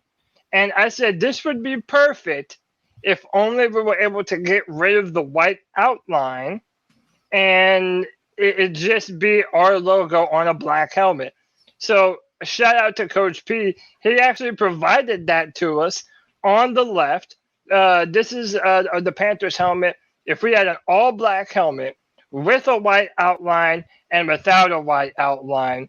And I think I rest my case, y'all. If I'm having to pick which one, I would prefer the pure Black Panther on the helmet.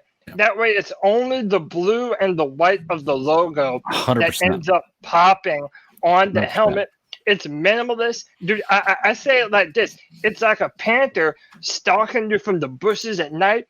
And the last thing that you see before he maws your ass is the moonlight shining down, glistening on him. That's what that left one reminds me of. I love that better. I feel like it's far more minimalist, and it adds some personality and some character to the logo. But I figure, hey, let's let the boys on the podcast and the fans decide. Do you like this mock-up? And number 2, if we do go to an all-black helmet, do you feel like there should be a white outline around the Panther to kind of define the shape a little bit, or none at all? Just let it go. What say you boys? I like it without the white outline. Personally, I think it's that just the white outline makes it look like it's just a damn sticker. That's what I was thinking. Yep. A sticker. 100%. That's exactly what I was thinking. Yeah. Let me ask you, I got more questions than I think. It's wild that we've been dying for uniforms, like a uniform change. And then you put out a cool tweet about this is like, Cody, what was your tweet about it? It was like, be careful. I said maybe we shouldn't because there's more ways to get this wrong than there is to get it right. Yeah. It's funny when everybody is. I almost would say this is no offense to Moss. Well, maybe. When someone says no offense, but be prepared to be offended. Well, everyone is making these new it doesn't look like now. they did a cool job with putting the sticker on the helmet. It looks like it's like overlapping on the headgear. It's like a little misshaped, too big. It looks like a poor cut to Moss uniforms, about like a little janky representation. Are those whiskers on the shoulder pads? Yeah, or either that or it's claws. Claws? Yeah. My final question is this, and I don't know if I would like it. If you went to something like this, is there an alternate jersey where you, instead of doing the number in white, that you do it in silver or gray? I mean, maybe that could look good. Yeah. Kind of dull everything down and let the blue be the pop. Just like we have a bunch of different colors now with our uniforms, I also think that you would be able to do a bunch of different ones. Right. And yeah, Tony, even though I did say that, yeah, there are more ways to get it wrong, I feel like there are some cool ways to get this right. And I feel like if we had a legit, really good uniform designer that could work on these things and take some of these ideas and implement them, I think it would be incredible. By the way, most of the chat room seems to agree with me. Leave the white outline out of it. Yeah, no, I agree 100. You still see the Panther, and it adds personality, man. The fact that our logo is a little bit hidden. It's not hidden enough to not see it, but it's, to me, it adds a little bit of personality, a little bit of oomph, and I just like that, man. I think that would be incredible, especially if we had the all black helmets. And that actually is I want to bring this up. Yeah. This question, I think this kind of relates to this. Is I want to get y'all's opinion. I think I wonder if this is not the same hat. This is why I like my hat right now, is it doesn't have the full Panther face. It's just like got some of it that and see it. Out of these three hats, I'm thinking about buying this one. Do you guys like the all black one? I think this is kind of fly, where you get to wear your Panthers gear out, but you always don't have to only wear the blue. You know what I'm saying? Like, you could wear this with anything. I'd wear what do you that guys or the think? all white. I like this one. Yeah, I don't like this one. I don't like the white one. Yeah, honestly, I'd do the black or the white one. To be honest with you, you could wear it with anything. I agree. Yeah, I like this. I like the colors so much of our team that I want them to be on display. I like the one in the middle. I like the entirety. I've got 70 of those hats, dude. I like the entirety of our logo on the black back. Well, send me one. Okay. Oh yeah, I mean, I got a lot. I love hats. I buy hats all the time. The thing with the white, though, in the colors, Greg, is that one time I used to be a skater in high school, right? And in the 90s, skaters, we wore big ass jeans like that. We just destroyed. Yeah, Janko jeans, all of this, yeah. And I had this great pair of black jeans I loved, right? I used to skate in all the time. I mauled these suckers up, and I was like I was sewing them up. And I was going to sew them. I was like, man, I'm going to use orange thread. This will be cool, And my cousin goes, no. And he was older than me. He's like, you got to use navy blue. I was like, navy blue? He said, it looks like you tried to match it, but you didn't have black. Like you were trying, but you so you just got close. So you're trying to be subtle with your hipness instead of over the top. Right. You know what we used to call rollerbladers in my middle school? What's that? Fruit booters. Fruit booters. People that can't skateboard. Yeah. White Chocolate says Tony couldn't kickflip. No, I couldn't. No, I was a street skater. As I played roller hockey. I was like, but I could grind some rails. I could do some, but man, your bones were not brittle then. You fell and you didn't break. When you broke your bones didn't break. They just bent a little. Dude, I'm afraid to skate like a mug, dude. I'm afraid to walk downstairs with just out of fear of breaking an ankle, dude. Like I used to skate as well in high school. I used to be a skateboarder. And man, I like the fearlessness you have to have for stuff like that. It is completely different. Dummies we were. What fucking idiots we were. We're reckless, man. But that's why. But our brains hadn't developed. This is why you have to be 21 to drink beer, but you only have to be 18 to go into the military, because you need idiots that are willing to run at bullets. True. Your frontal cortex is not developed yet. You're like, oh, I could do this. We used to do. Or our other thing was this: is I don't wear pads because I got to be cool. What kind of dummy, man? Put them knee pads under your jeans and save your life later on. Yeah, when they bust their kneecaps on a curve. We had a big culture of this stuff in our town, though. Greenville's a big place, particularly for BMX bikers. Dave Mirror and like 5 or 6 of the biggest professional bikers in the world are from Greenville, North Carolina, and a skate park and all that they built. Another guy who committed suicide anyway. Rest in peace, yeah. In Greenville, in my town. Also wouldn't give me a ride one time when my car broke down at the skate park. and I had to walk to a payphone. This is back in the day where we did not have cell phones. All right, what do we got? Is that it? And then we go to the catcalls? Damn, you're old as fuck, Tony Dunn. Nah, dude, I rocked with in my high. We had pagers, bro. That's what we fucked with. Hell if you yeah. were cool, you had a pager. Hell yeah, I had pagers. Yo, bro, tell me what it was like when the stock market crashed in the 1920s or something, dude. No, but I could tell you what it was like in 1999 and 2008. All right, hey, sure. You want to know the crazy? How about here? I'll give you one crazy. I was just calling you old as fuck. It's funny. I know. Dude. Here's one crazy old people story. Baby, so I like. I know. No, I love it. I love it. One good crazy old people story. There was a panic and a fear in 1999 that computers would not know how to deal with 2000. Yeah, the Y2K bug. I remember that. Like, dude, I was 10 years old. Everybody thought the world was about to end, dude. Why did we even think this? All of the internal binary code. No, all of the internal clocks on computers at that time, they weren't programmed to go to the year 2000. So everybody was afraid that once it struck midnight, that all the computer systems around the world would crash, that GPSs would go offline, all this other different kind of crap, man. But Prince telling us to party like it was 1999. Oh, the 90s. I've read this book, and again, we're chasing squirrels. We're going to catcalls. It's about how you form political beliefs in the world, and they say that a lot of your political beliefs are formed in your most formative years, in your teenage years, about events. So and it affects your long-term voting pattern. They cite people that were born particularly between 1950 and 1952. They came into politics in 1968, which was the wildest kind of year in American history in some ways, from Martin Luther King's assassination, Robert Kennedy's. Like, it was a wild, and this really shaped them, because when you're a teenager is when you're really starting to find these views. It turns out people that are born in 1981 and 1982, we lived in the coolest fucking time. There are zero bad things that happened to us in the 90s. Like, it was a cool time. There was like no worries. No fucking worries, man.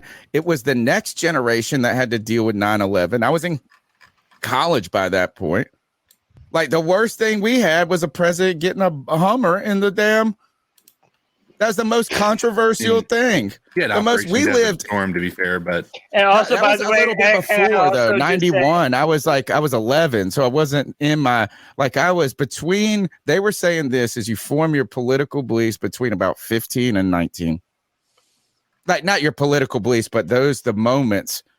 Yeah, and between my years of 15 and 19, all we did is fucking party and shit. But I also feel like, between 15 and 19, you might form them. But after 35, that's when everybody tends to kind of get more conservative in their leanings or whatever. But Winston Churchill said this. Winston Churchill said, if you are in your 20s and you're not a liberal, you don't have a soul. If you're in your 30s and you're not a conservative, you don't have a brain. I've heard this before. But hey, this is not a political podcast. We are a Panthers podcast. And you know what we do? We listen to the voices and opinions of those in our cat calls. If you would like to participate, the number is 252-228-5090. By the way, Tony, another underrated aspect of the 1990s, the music, man, the fucking best music in the world, dude. You know it and love it. Let's jump into the cat call. So what are your thoughts on catcalling? Yeah, it's pretty. You shouldn't do that to somebody. And how did that make you feel? Very uncomfortable. So how do you think catcalling makes the person feel? It feels good, like. Who's that cat sitting in the back corner with his face buried in his nose? Who's that kid that can use one?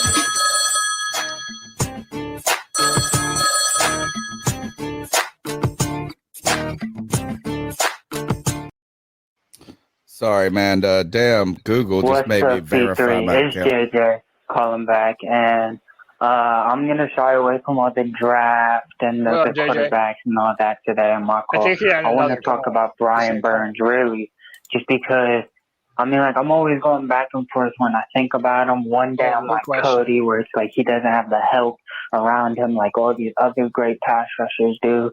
And then the other day I'm like Tony, to where I'm like, no, man. Why are we never sitting here saying we won this football game because Brian Burns was the best player on the football field and was just dominant on the defensive side? And we always heard his name every defensive possession. And what really hit me was that Sunday night football game this past season between the Giants and Washington, where the rookie for the Giants, Kayvon Thibodeau, had like a forced fumble sack in the beginning of the game, returned it for a touchdown. He had a few tackles for losses. Like, you heard his name called 2 to 3 times every defensive possession. And while he may not have did that every single game for them, he had a game where you can definitively say, not even as Giants fans, everyone who watched that game said he was the best player on the football field and was the reason they won that game. And it feels like we're about to go into year 5, and Brian Burns, as a pass rusher, has yet to do that and take over. He's always been consistent, been really great, but he hasn't been elite. And sometimes when we're going to pay this guy that elite money, I mean, like, he's probably the 5th best defensive end, not including, like, outside linebackers or pass rushers. But tell me how y'all feel about that and Brian Burns, again, going into the season, whether y'all want to extend him before the season or after. How do y'all feel he's going to perform this season with our new defensive coordinator? What are the stats, all of that? You think he'll be good in coverage? I think he's really good in coverage, honestly. But yeah, didn't we complain about him though last year? Didn't we complain about how they used him is that he is your best pass rusher and they were dropping him back into coverage last year? Well, I feel like that was a discussion point under Ron Rivera. I don't know if it was last year. I know we did see that a little bit last year, but I don't know if it was a significant portion to where we were criticizing people. So, by the way, MDJ365 said his cat call is similar to this. And no, this does bring up a good question. And I'll go first here and say that I feel like every side of this argument has a little bit of truth to it. Yeah. So if you fall into the camp where you don't feel like Brian Burns has proved himself to be a top-tier, upper echelon defensive end, you have evidence to support that fact. Right. Kind of like how JJ just said, and a lot of people feel like he hasn't become that absolutely dominant takeover a football game, will even win you some games type of defensive end. However, I feel like a lot of the opposing arguments are also true. He has not had a lot of help. He has gotten better every single year that he's been on the field. The more and more snaps he gets, the better he gets. He's still a very young player with a tremendous upside. And by the way, a lot of other people have been saying for a long time that Brian Burns is playing out of position as a 4-3 defensive end as opposed to a 3-4 outside linebacker.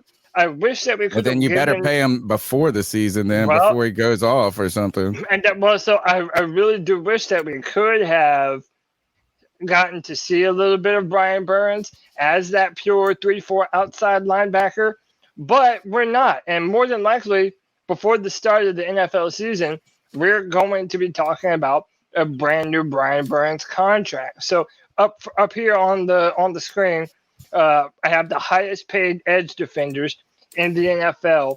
And what is a fair number for Brian Burns if we're going to sign him? Top 5.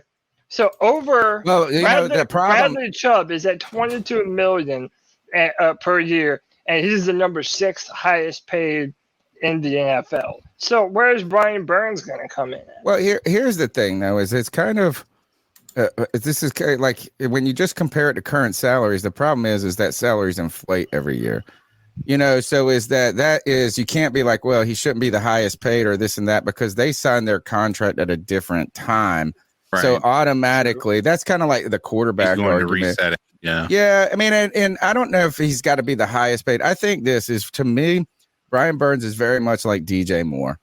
He is a very, very good player, but not the most dominant person I've ever seen in my life.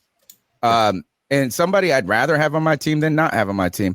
And this is going to sound like an odd comparison because the playing style is zero alike for Brian Burns. but I think he kind of means a kind of what Charles Johnson meant to us at one point. And not that look, they called Charles Johnson Big Money. That was his nickname, homie. That's got to be the coolest motherfucking nickname in the world because we paid Charles Johnson, but we had to. Julius Peppers was moving on. And he was a very good player.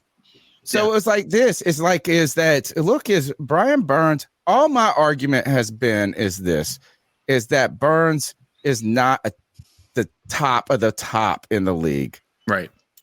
Is that just like DJ Moore isn't. And I understand they haven't had the best of circumstances, but at the end of the day, if we got the first overall pick and you're picking teams, I feel like you're picking Justin Jefferson over DJ Moore. I feel like, it's just like heads up is that they are very good players. Big Money Charles Johnson was a very good player. And I tell you what, he earned every dollar of his contract. And I think if we pay Brian Burns, this is just going to be one of those things is that he's going to get paid and we're going to probably quibble about whether it was too much or too little or whatever it was, but he'll probably earn every dollar of it. He's been very available. Availability is a big thing. He's been consistent. Yeah. Sure. And one thing better every year. G Baby and his brother fighting. His brother is not a fan of G Baby. And by the way, to everybody that follows G Baby on Twitter, I'm 100% to blame for that.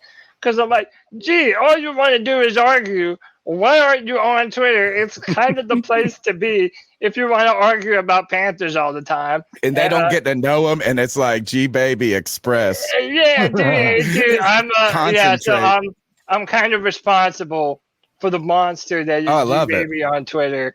But I guess I'll take responsibility for it. But Greg, CK, I want to get you guys in on this conversation. Sure. What do you think is a fair ballpark number for Brian Burns when we sign him to a new contract?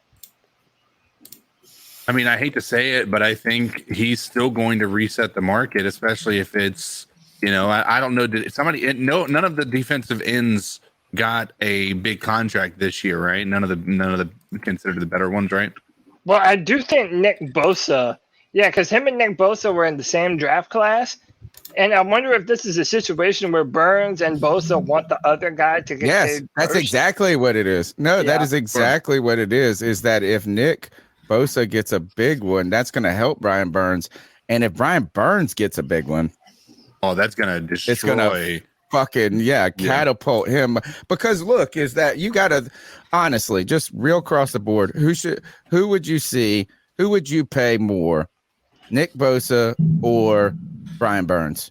It's Nick Bosa. Yeah. It pains me to say, but Nick, I mean, how about Nick Bosa might be the best defensive end in all of football. Is he the 49ers? Yeah. Did you see there's a story floating around, you can find it on Reddit. They have something like $260 million invested in the defensive line. They're the second most. I think it's them and the Eagles pay their defensive linemen like. Yeah, but their defense will kick their fucking ass. Yeah. It's like Ron Rivera's fucking hard on. Yeah, and that's why they really needed Trey Lance to work out because they can't afford to pay offensive weapons very well with the amount of money they're spending on that defense. And I'm not sure how they're going to be able to maintain keeping Christian McCaffrey and Deebo Samuel over there in that offense when they're paying that defense like that, and the amount of money they're about to have to pay to Nick Bosa. I was at that 49ers game, and I'm telling you, Nick Bosa looked like you would draw out a superhero. And then he got hurt, and that was actually what helped us, right? Didn't he get hurt in that game? And that's what helped us tremendously. Yeah, he got hurt in that game. I don't think it helped us tremendously. We still got our ass whooped pretty good on that one. But I mean, he did get hurt. It was him and Jaycee Horn both got hurt in that game. But yeah, I say that to say like the dude's just his body type is just unbelievable. It's just fake, dude. Like Cody said, it's a created character. I think we're gonna have to pay Burns. This is kind of like big money. Did big money deserve the biggest contract at that moment?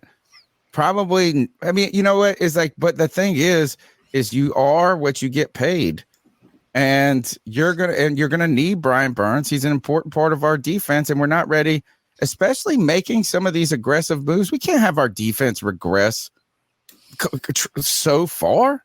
Well, and you still need another defensive end coming out of this year's draft. Like, he's arguably the best defensive player on the team. We said that, Tony. We said this last year. To me, it's not even arguable, but he is the best defensive player. I was about to say, yeah. I thought some people would say Horn. Some people would say this is the fair. No, listen. This is the fair opinion. To me, it's Burns over Chin. But until Jaycee Horn overcomes the quote unquote injury bug, he's just potential.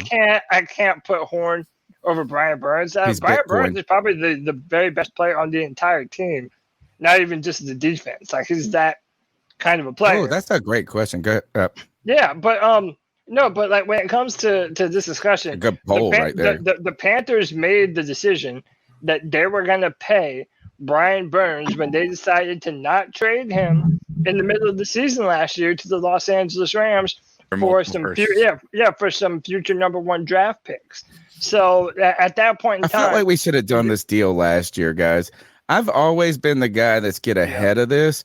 Look, a lot of people were upset that we signed Cam at one point for the money we did, and at the time, it felt like a lot. We got a good deal on him, and then when the inflation hits, you don't get caught up in it. And the worst time to pay people is when you don't have another choice.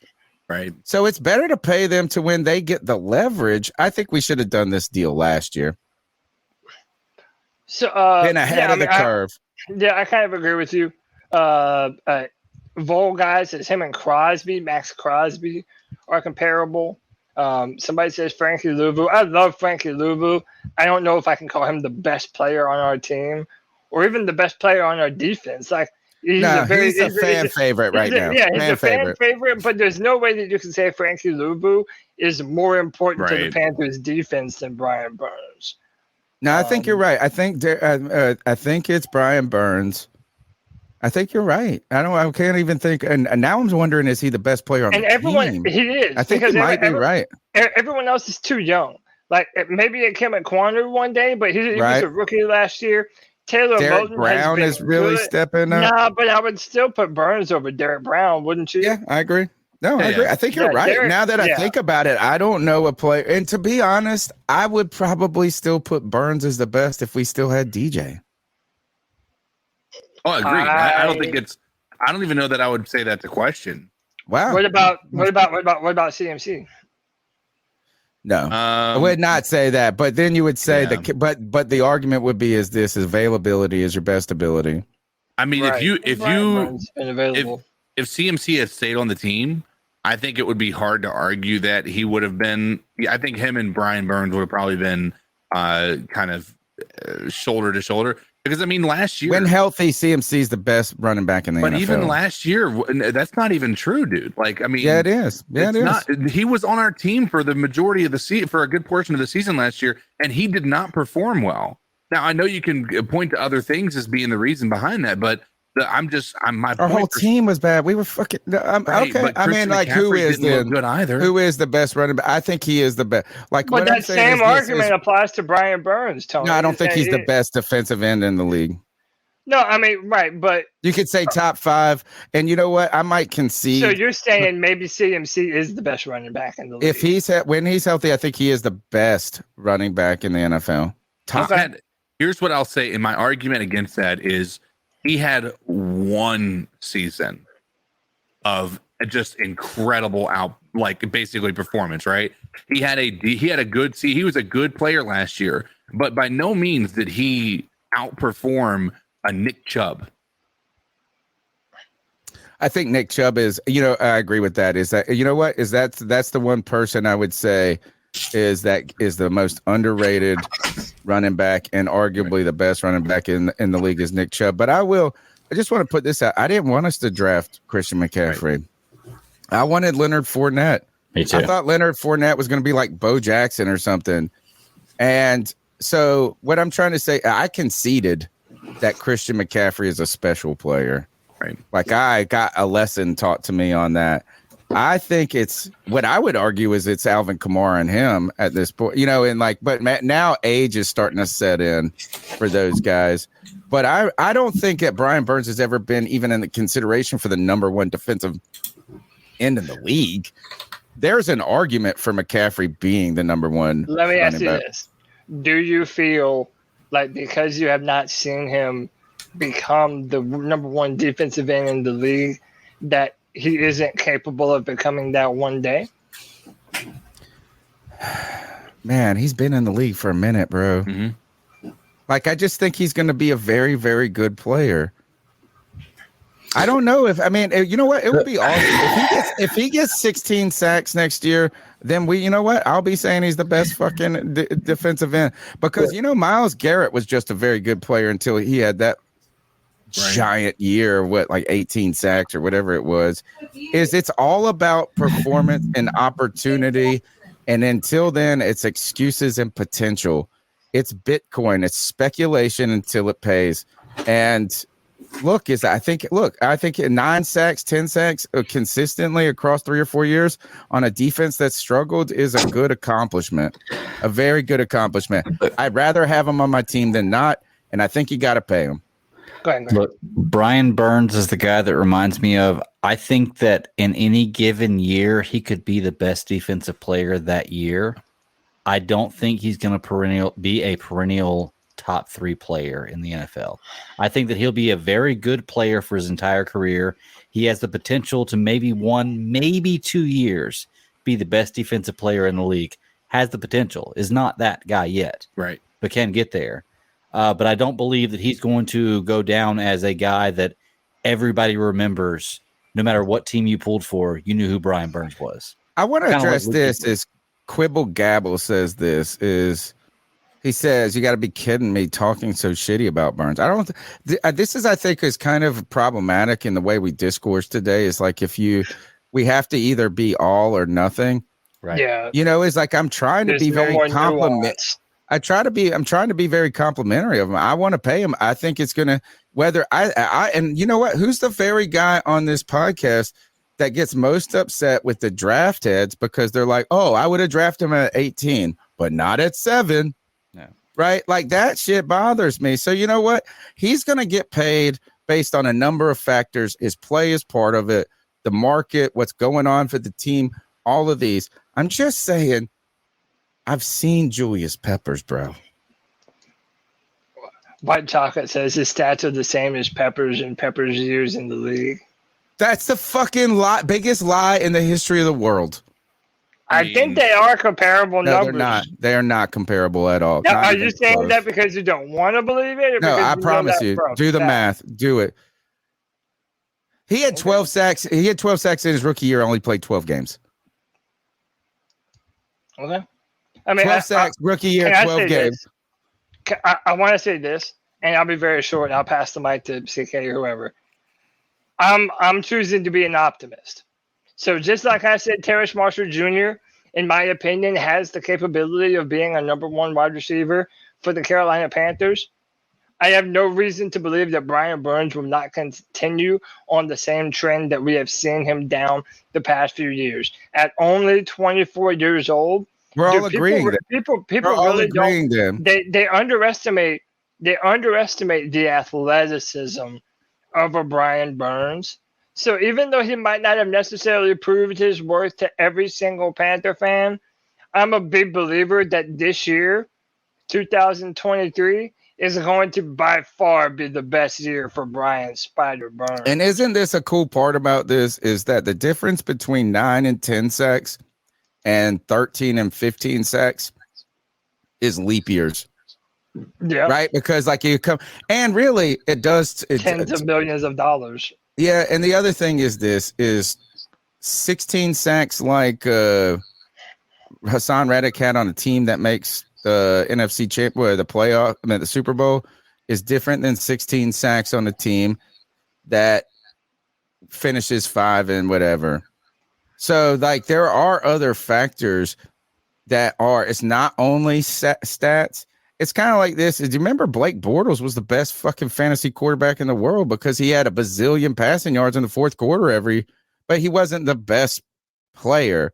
I think Brian Burns can be better. I just and you know what? I hope he's on our team. And I said we should have paid him last year. We're going to have to pay him this year. And you better not wait till next year because you're really going to have your ass against the wall. Let's go to the next call. Well, hold on. Let's get the other people. Well, Gabble comes in with backing up White Chocolate's point. He says Peppers 40.5 sacks, Burns 37.5 through 4 years. So look at the games. Look at the game started, dude. We first of all we played 7. He didn't get 10 sacks until we went to a 17-game season. Let's look at that, number one. But let's look at number 2 is the games played.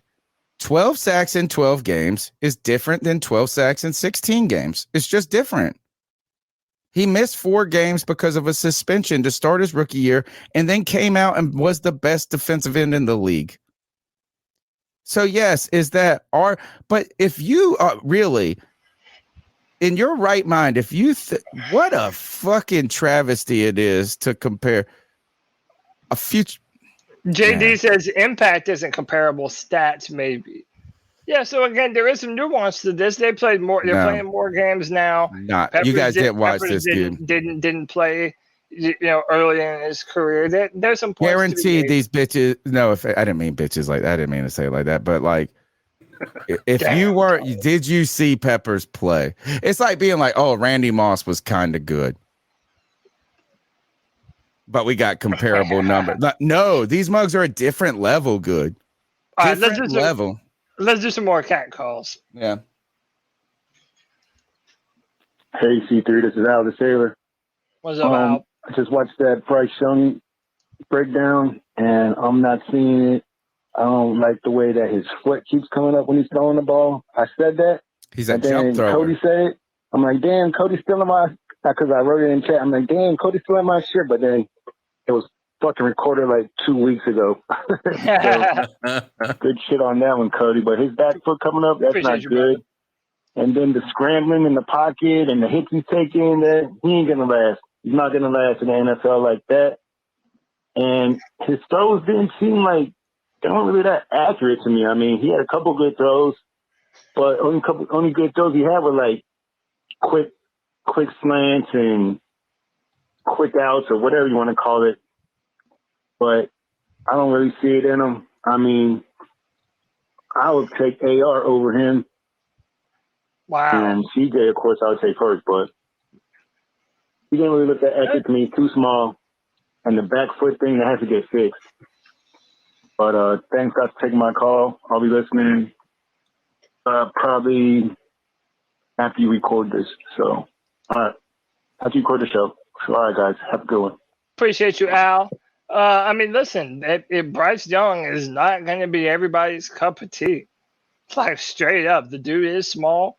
I feel like he had some more big time throws in that film than my man Al gave him credit for. I don't think that he has a bigger arm than just about anyone in this draft. And that's not even to say that Bryce has a bad arm or doesn't have good arm talent. I've said I think Matt Corral has a bigger arm, just if we're talking about drive of the football, than Bryce.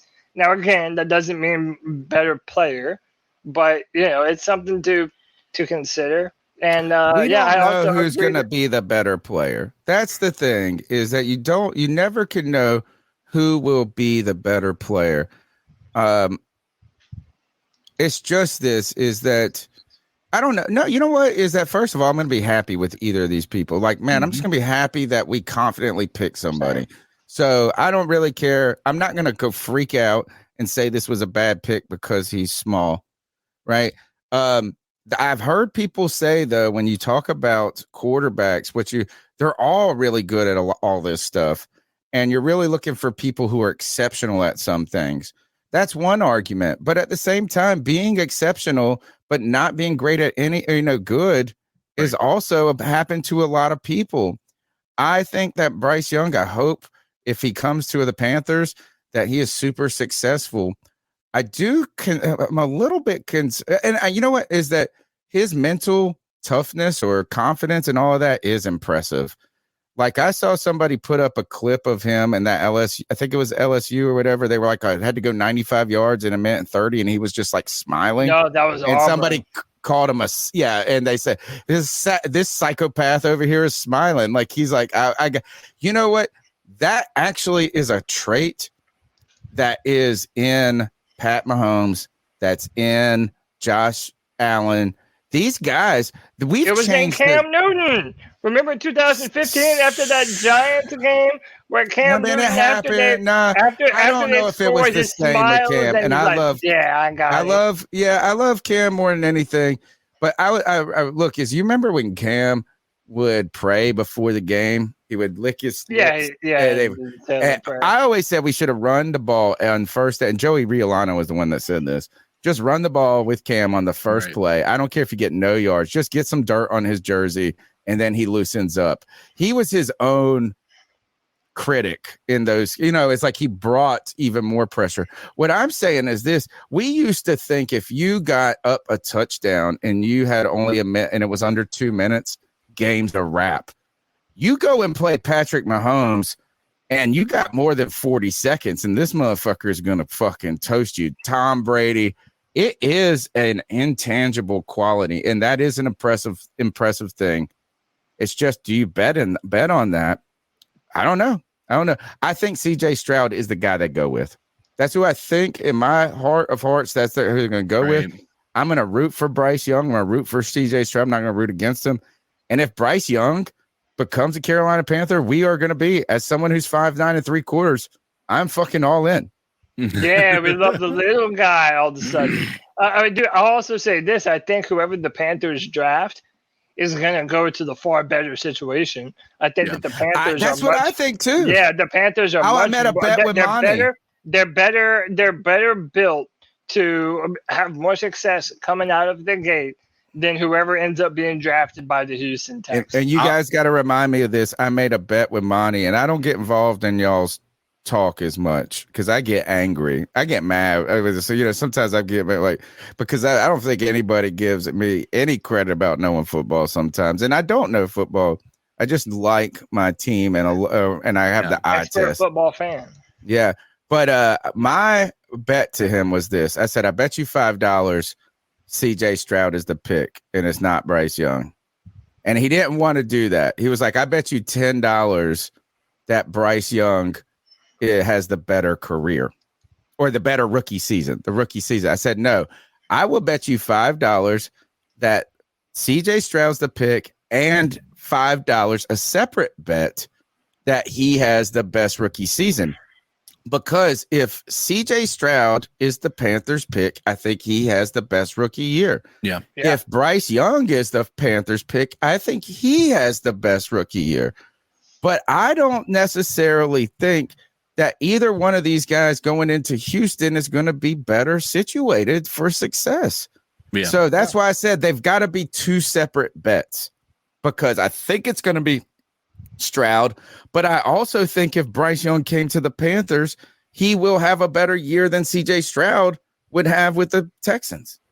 Yeah, no doubt. But anyway, these guys. I was in Long Island for 6 days. Oh, speaking of hockey there, and not hockey, we're not going to go off on a tangent.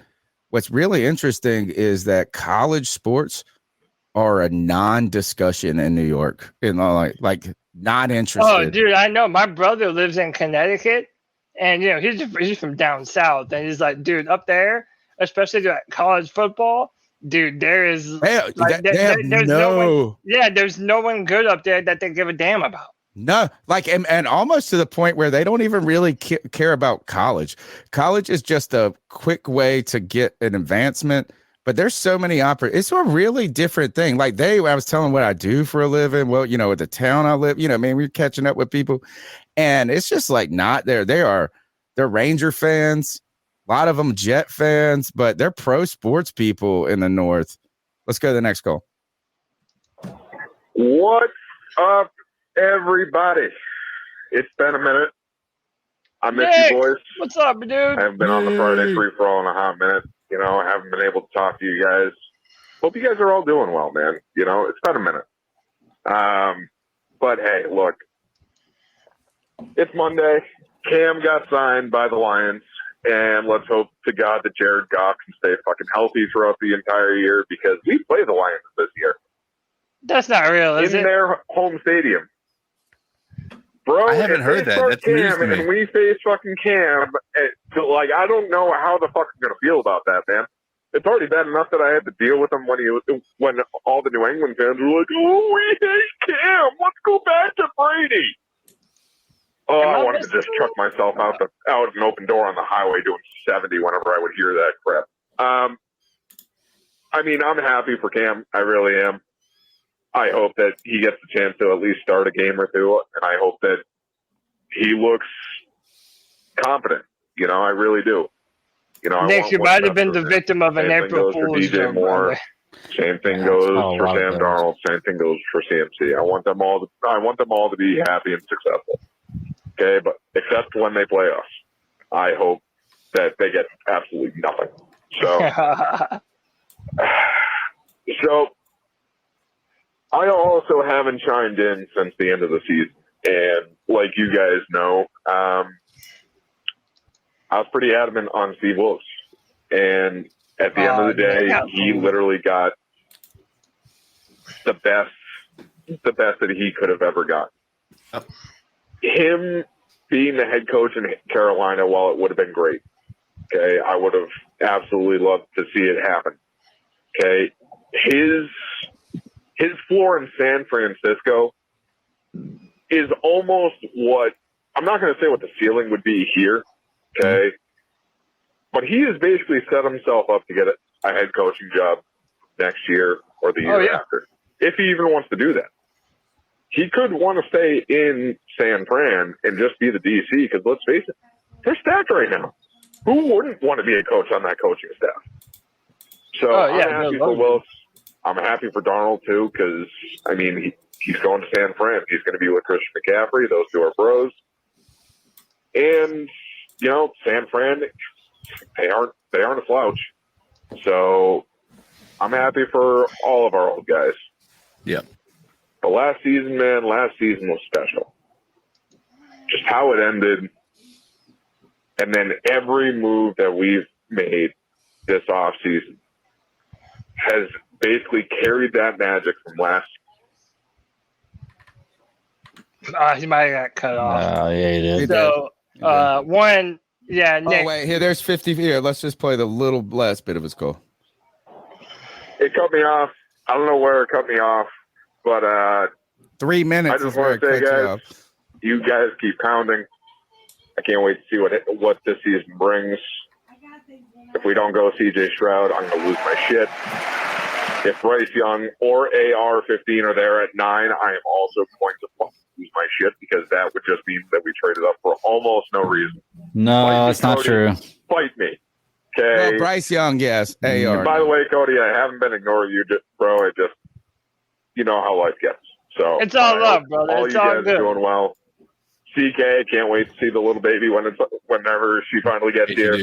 And Greg, keep up the conspiracy theories, man. Just always. Keep them up. And Tony, always. Well, Tony, you know the deal. Keep your head up, bro. My man, Nick. So talk to you guys soon. Keep pounding. Nick, love you, buddy. Thank you for the call, family. man. Yeah, this is family. Yeah, of course, dude. He's been to my house, man. Dude, he's incredible. Sorry to inform you, Nick. You did fall victim to an April Fool's Day prank. Cam Newton has not signed with the Lions or whatever team he said he signed with. Sorry, bro, dude. Those April Fool's articles, they're you can't look at the internet on April 1st. So I've been doing this game for a minute. Somebody texted me that story. A guy who likes the Panthers, but it's not like. And I was like, I don't want to be rude, but I don't look at the internet today. Yeah, dude, you're smart. That's wise. That's wisdom right there. That's and it's the worst when you forget it's April Fools. You just wake up and your routine is to just check. That's how you get. Yeah. If I'm the Panthers, I put out the Panthers will plan on selecting Anthony Richardson #1 in the draft, and then just let it sit there. Let me ask you guys. No. You gotta say Stetson Bennett. Yeah. That's too. That's too quick.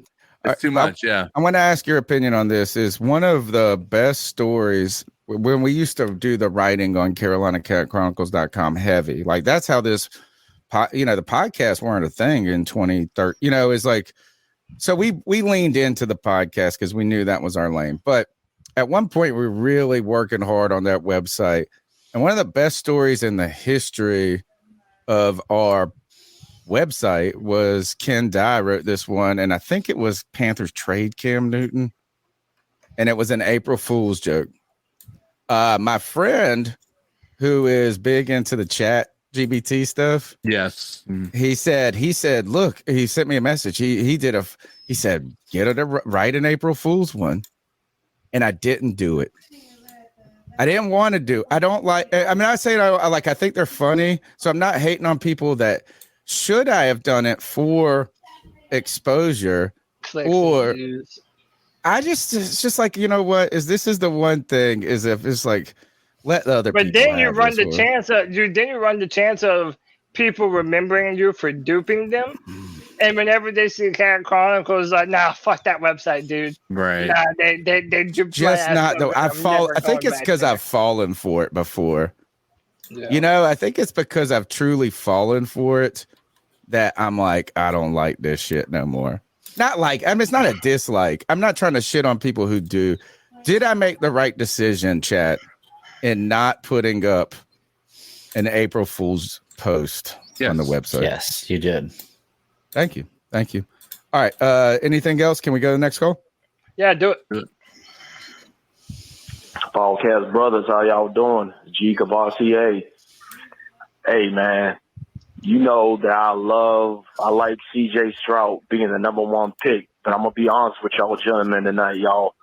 I got a feeling we're gonna take Bryce Young. I really, really, really do. Something is telling me we're gonna take him with the number one pick. And I know that the fan base, some of us are gonna be pissed off and mad and everything like that. To see my opinion, either or we're gonna be okay. But I really see the Panthers drafting Bryce Young with the number one pick. I mean, I looked at that dude's highlights, man. That dude is a fucking magician behind that damn line, man. He is. And I know a lot of people saying, he'll get his balls batted down and everything like that. But people realize them offensive linemen in Alabama, they weren't 5'7", 5'8". Some big ass boys. All them dudes are like 6'5", 6'6", big ass offensive linemen, 6'3" or whatever, And just to end it like this, people complain about his height because I was one of them. I'm gonna be truthful about that. Steve Smith was short too. Y'all remember Steve Smith, the greatest fucking Panthers wide receiver of all time. I don't care what nobody says. I'm 6 foot, okay? I am 6 foot even. I'm taller than Steve Smith. And Bryce Young, they saying he's like 5'10". Y'all know Russell Wilson was 5'11". Every now and then they say he's 6 foot. He's 5'11". Russell Wilson was 1 inch taller than Bryce Young. So everybody need to calm down. And I'm really getting sick and tired of talking about this every day. But hey, we're Panther fans. You know what I'm saying? Gotta talk about it. Look, I am understanding where people are coming from to a certain extent with this whole defending the height thing. But I am getting so sick and tired of everybody pulling out these anomalies, the Russell Wilsons and the Drew Brees. Why don't we show none of those were drafted number one overall, by the way. Exactly. Why don't we show the stats of everybody else that was under this height that succeeded the NFL? Well, because they don't actually exist. These people really That's what I'm saying. aren't. They're only pulling out the big stats, the big names, the anomalies that worked. And look, I'm telling y'all, I get it. If Bryce Young gets drafted, I'm okay. I'm gonna pull for him. I'm gonna buy the jersey. I'm gonna be happy right away. I'm gonna be happy. Okay. I'm just saying I can teach CJ Stroud to read the field better. I can't teach Bryce Young to be taller. And Bryce Young is 3 inches shorter. Can't teach speed than Drew Brees was. Just saying, 3 inches shorter than Drew Brees. Well, somebody said 2. Yeah, it was me. Somebody said 2 inches. 5'8". Hey, an extra inch or two matters. He's 5'10". It's 5'10" and 6 foot, I think. Is it 5'10" and 6 foot? He's a little bit taller than we expected him to be, Bryce. But either way, is No one here is saying that Bryce Young isn't worthy of being the pick, and if it would be a bad move. It's just clearly that is Cody has said this for months now, is that there's something with each one of these quarterbacks. With Anthony Richardson, it's the lack of experience in the accuracy. With Levis, it's the inability to be good. Good description. With it's like somebody has some sort of flaw that you're going to latch onto. That does not mean it's going to prevent them from having success. It's just it's something you have to consider in the process. But these let's remind too that Russell Wilson was a 3rd round pick, right? Tom Brady was a 6th round pick. These guys exceeded their station, and that doesn't mean that. And if you would have picked them at 1 and they had that same career, then God bless them.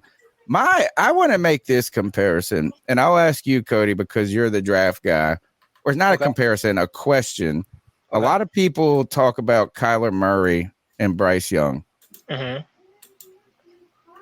I don't know if Kyler Murray is necessarily something that tells me that Bryce Young, is evidence that Bryce Young will succeed. I'm almost to the point that I feel like Kyler Murray is living on reputation of his rookie season alone. Is Kyler Murray really that good? Well, I mean, I'm not a big believer in Kyler Murray as a football player, but I also don't like the comparison between Kyler Murray and Bryce Young because they have entirely different skill sets. Kyler Murray might be the fastest quarterback in the NFL, between him and Lamar Jackson. Really? Yeah, but dude, is he that quick? Yeah, dude, wow. He didn't run a 40, but he probably runs like a low 4.3. I mean, the dude is a burner, and he was in college.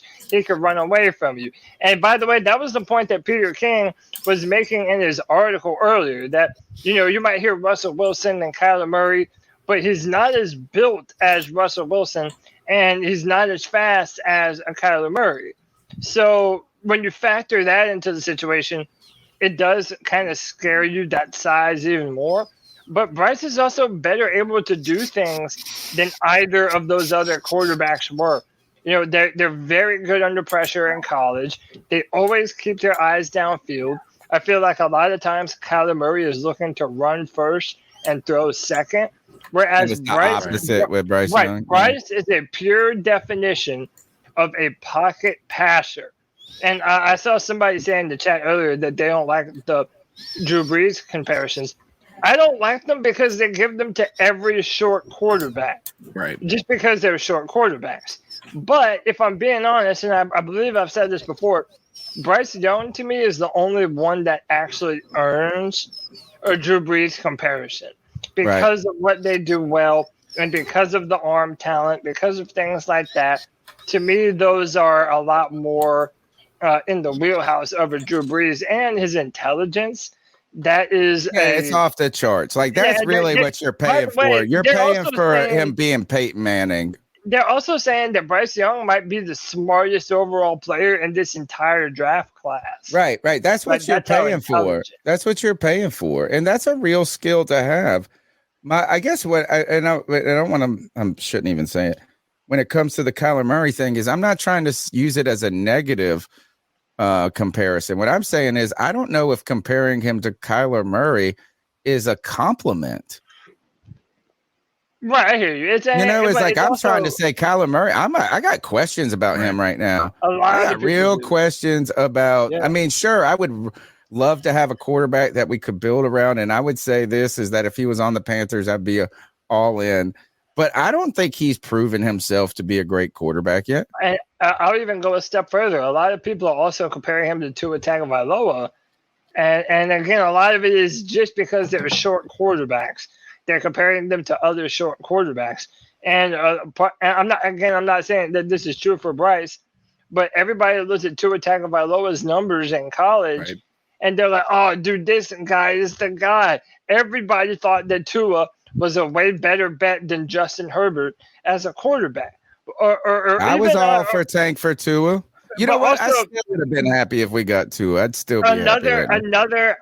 Another good comparison is Baker Mayfield going number 1 overall and he won a Heisman, had all these stats and That's guarded these numbers. ill skills, remember? Right, but also Josh Allen went in that same draft, played at Wyoming, a nobody school, had an abysmal completion percentage.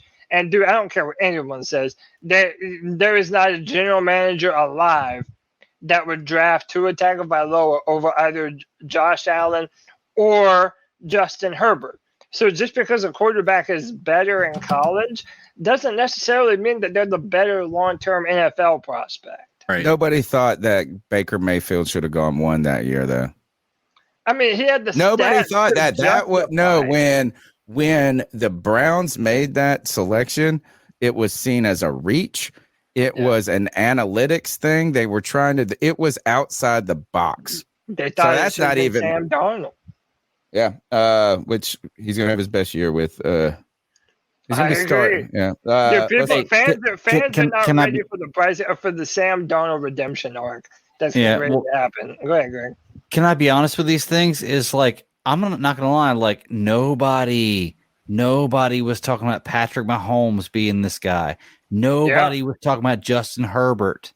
Okay, so everybody talks about. Well, we saw Justin Herbert Cody coming. We saw Patrick Mahomes coming. No, you didn't. You saw a little bit of. No, you didn't. You saw a little bit of talent. Was the best quarterback that you saw a little bit of talent in a guy that could be good, and he happened to turn out to be great. And maybe Cody did say he was the best quarterback in the draft. I don't know. He did. I'm just saying, all these professionals who were out there talking about, oh, we saw this coming. No, you didn't. No, you didn't. Or these guys would have gone number 1 and number 2. Okay. Well, that's the thing is those are also, we all love those stories because they were picked and they weren't number 1 and number 2 and they turned out to be great. Like that's the thing when you make comparisons to Russell Wilson, the fact that it's not that Russell Wilson has ever been the best quarterback in the league. He's just outplayed his value every time until now. Right. And so that's the thing is that and this is the point when it comes to, and I'm going to pat myself on my back for this take right here. This is my take. The number 1 pick is either a superstar or a bust. Yeah. There's no in between. There is no in between. If you're the number 1 pick and you're just a very good quarterback like Jared Goff, it's a bust. Yeah. Next call. Yeah, if you're picking number 1, yeah. Yeah, I mean, like, there's the expectation for the number 1 is different for a 13. Yeah, you get a good quarterback at 13, and he goes and has an 8. Kirk Cousins, it's like the Kirk Cousins RG3 thing too. Yeah. It's a bust or not, but you could be a pretty good player in the league and be drafted at 25, and you're seen as a success. You're a pretty good player, and you're drafted at number 1. You're seen as a bust. Here's Anthony in Charlotte. What's up, C3? It's Anthony from Charlotte. What's up, Just wanted to call in. Literally nothing to say other than 23 days left until this bullshit conversation is over. It's not bullshit. Yeah, that's literally all I have to say. But yeah, and we signed a linebacker today. I don't know his name. I forget. It's like Grushin Hill or something, but he had 108 tackles not with even the Texans close. in 2021. So hopefully he can be more than a special teams player for us. Really hope so. Glad we signed a linebacker. Still need to address the edge position. But yeah, that's all I got to say. Anthony from Charlotte, you boys already know the motherfucking vibes. Keep pounding in 23 days until we can stop arguing about Bryce Young and CJ Stroud. This shit is annoying. Keep pounding. Keep pounding. And by the way, is it bullshit though? What other conversation is to be had? I'll tell you why. First, Gibble Gabble, the number is, I put it up on the stream if you would like to leave a message for us. And so some of you probably know this by now. I have a Friday free-for-all chat. So that way, whenever I make the links and stuff, I can post it to everybody at the same time, right? Well, that discussion chat room is constant. I'm talking constant. It's like the Panthers creator chat where it's just like, dude, what do you guys do? Do you work? Dude, Anthony, Sports Nut is in there. Our guy Season, Panther Pickle, White Chocolate, Jay Stubbs. Everybody's in this chat room, and everybody just sits and fights all day. JJ, who's he's an Ohio State fan, and he's a big time CJ Stroud fan. So everybody's in there just fighting all the time. And yeah, when you're doing nothing but fighting, yeah, it does get a little bit tiresome when you're doing it over and over. But what I will say is this, man. We're never going to get this time back. Enjoy it. As much as you hate it right now, dude, enjoy the fact that the Panthers are picking number 1 and that there is a debate between that there's even a debate to be had between these two incredible prospects. It's either the best pick or a bust, though. Maybe. I mean, maybe. If you get a quarterback, if you get Bryce Young, I like him both. And he's a good quarterback, but not become the elite quarterback, it's going to end up being a bust. Same for CJ Stroud. And you had the number 1 pick. And by the way, David Tepper gave the number 1 pick, so that way he's going to know what kind of evaluators he has. If they end up messing this entire thing up, then hey, he literally gave his front office and his coaching staff the pick of the litter, whichever one they want out of all the quarterbacks. We need this shit to hit, folks. I'm telling you, it's tough for a podcast and a team to grow when they're just okay or a little bit below average. We need to either be relevant at number 1 pick, like this is going to give us a lot of talk, but we need this. We need, man, this imagine how this podcast, we built a big foundation.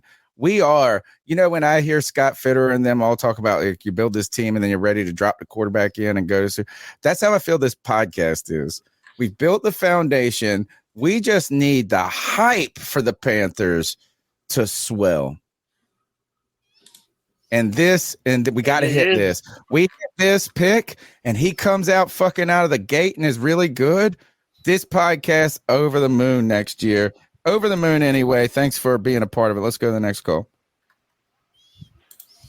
Good evening, gentlemen. How y'all doing? It's Nick out here from Seattle. Hope everybody's having a wonderful day and ready to keep going. Tony, I got a bone to pick with you, Tony. Uh-oh. A couple weeks back, I called on a Monday evening trying to get in for the cat calls early because I was so excited about getting the number 1 pick. And then you get to the end of the calls, you say, I'm not playing a call for Monday. That was my call. You passed. Damn. I got a bone with you, Tony. But no, it's all love. I'm just excited for the Panthers potentially changing the franchise coming here soon. We got the number 1 pick. We got a great coaching staff. Now the question is, who are we going to get? I think we should get CJ Stroud personally, just because the question is always, if Bryce Young were CJ Stroud's height, there would be no debate. I like CJ Stroud. Don't get me wrong. Bryce Young's going to have a great career. But I think CJ's the guy. I'm excited to see what we do. Who's going to be the next edge rusher? That's the big question I want to ask you boys. Who's the edge rusher we're going to get in this draft? As always, keep pounding. Stay healthy, brothers. Thank you for the pounding. Call. Great call. So this is something that you hear Bryce Young fans say a lot, that if Bryce was 6'3", 220 pounds, he would be the hands-down best quarterback. That's the fucking point. Yeah, but by the way, y'all know what I say about ifs. If my aunt had nuts, she'd be my uncle. So, and again, I don't even mind the size of Bryce. Like, at this point, I honestly don't care. You do a little bit. But it doesn't. It's not an asset, though. It's not an asset. Right. It's not an asset, but it doesn't bother me because I've said this before. I feel like the Panthers have an adequate enough offensive line to be able to keep Bryce protected. This is the most delusional fucking Panther fan right now ever to say that you got a good. We don't know about good offensive line, Tommy. No, dude. We had a little look. It's like you're like dude. We're on the up and up. No, dude, we're on the up and up. Get that red blanket shit out of here, dude. This offensive line. The Jets are like this. They had a decent year with some talent. They had a good draft last year. They're like, if we just get Aaron Rodgers, we're winning the Super Bowl. This is us. We had a mid-tier offensive line, and we feel like we're fucking. Dude, I'll fight you right now. I'll punch you in your dumb face. This offensive line is on the up and up. We were balling out at the end of last season. We broke some all-time single-game rushing records for the Panthers. Dude, that's something. Some all-time bad teams. We have not had an offensive line like this in Carolina forever. So, with that said, dude, Bryce Young fans, especially on Twitter. I'm sorry, y'all are fucking psycho, dude. Y'all are psycho. They're crazy. Today, I went and I put out a post that, hey, the upside to the Panthers drafting Bryce Young #1 is that it puts the onus on the Carolina Panthers to always guarantee that they have a top shelf offensive line. Always.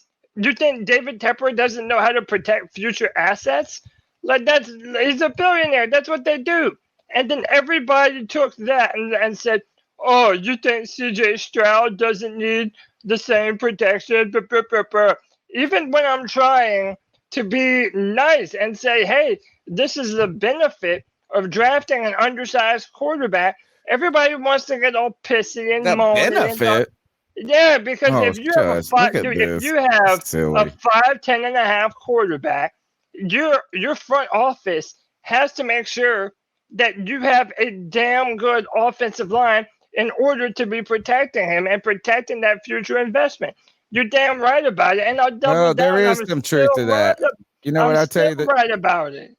I firmly believe that the Panthers fucking cheaped out on the offensive line and didn't invest in any of that because they had Cam, who could make do. Like he could. Now they don't have that luxury. It was taking advantage of a situation, and that's why you also didn't ever get him any receivers or anything. You were like, we got Cam, let's put it all. And you know what? We had a coach too that wanted to do that. We had a coach that was a defensive guy that wanted to play a game like that. And so we got Cam on that side, and then let's get a great defense and Cam will win for us. But we saw what Cam, and look, and you guys know I'm a Cam sexual. Just go back and watch the New England game where he remember there's a couple of clips that are out there where he breaks it's like this play was broken before it even started, and Cam runs around like a crazy person and then turns it to 30-yard gain. There was that one time against the Atlanta Falcons where he drug the whole fucking team 6 yards to get a first down on 4. We took Cam for that was always my argument with Cam and my defense with him is the people who were so critical of Cam. What I was just trying to say to him is this: is Cam's not perfect as a thrower, as you know what I'm saying? But I want him on my. We're better with him. Like you take for granted. It's like when you're married or when you got a girl. You're like, oh, they do this, they do that. Well, you know what? Go be single and see what the fuck is out there. Yeah, man. The grass is not always greener on the other side. Anthony Piccarello with the 199 love bomb says, Lakers won, Greg. Let's go. All right, let's go to the next call. I love this call. I can see some of the transcripts already. You were muted, by the way, Greg. But yeah, go ahead, Tony. C3 Panthers podcast. Congratulations, 5,300 subscribers. You had 400 people live watching. I think it was a couple of weeks ago. And you guys are just nailing it too. And I think one of the charms of your podcast, man, you guys are regular guys. You're regular working people. You're not like some of these commentators who are former, players or coaches who don't appreciate how hard it is to make it in the real world. And many of them have had a gift when they were young, so they've had a paved road and had easy lives, except for the physical demands of football. Well, anyway, I'm curious to know, and your fans are curious to know, what do you guys do for your day job? I know for Tony that you're a professor of history, I think, or something like that too. So Tony, Cody, CK, and Bat Daddy, tell me, what do you guys do for a living? Oh, wow. Thank you. Keep up the great work, and I'll look forward to the next season. Bye-bye. Man, thank you for the call. I appreciate that. I don't want to take look, is that some people have kind of the advantages of brand and fame already. They've got, look at Pat McAfee. I know we celebrate him as somebody who's kind of changed the game in so many ways, and he certainly has. So I'm not taking away, but it's a lot easier to get player interviews when you got their text, when you can text them. Right. It's a lot easier. It's like when Dan Patrick left the mothership and ESPN and went started his own radio thing. Yes, that was a giant leap, but he also had cred. Yeah, and it's a challenge to build something from nothing. Right, it is, and let's also acknowledge, and I appreciate him saying this in the call. These guys did work their ass off to be able to get where they were, to where they had the clout and they had the ability to do that. But I also do appreciate the fact that he sees what we're trying to do. We're not trying to come out here and tell people how they should feel. Honestly, the fact that we have 4 people that all typically have a different opinion, or it's not always a one-sided idea that we're bringing to the table, I think is something that is super valuable. And I think people appreciate that. So I appreciate him, obviously giving us a shout out there. My day job, if you're interested in that, this is awesome. It's the best one. I am a debt collector. So nice. I collect on. Now you're a manager debt collector, though. Well, sort of. No, I'm in the legal department now. So yeah, I'm collecting on the debt that people have gotten a summons or a judgment on, or things like that. So just say when you hear CK's voice outside of this podcast, it makes you sweat. It doesn't make you moist. He's the guy I ignore. You're the guy I ignore during the day. All right, Greg. I'm just a simple mailman. I'm a not retired vet. I guess I didn't stay in long enough to retire, but I'm a veteran that just delivers mail in my hometown. Wonderful. And I usually try to. I'm Tony in the world. I'm Anthony at work.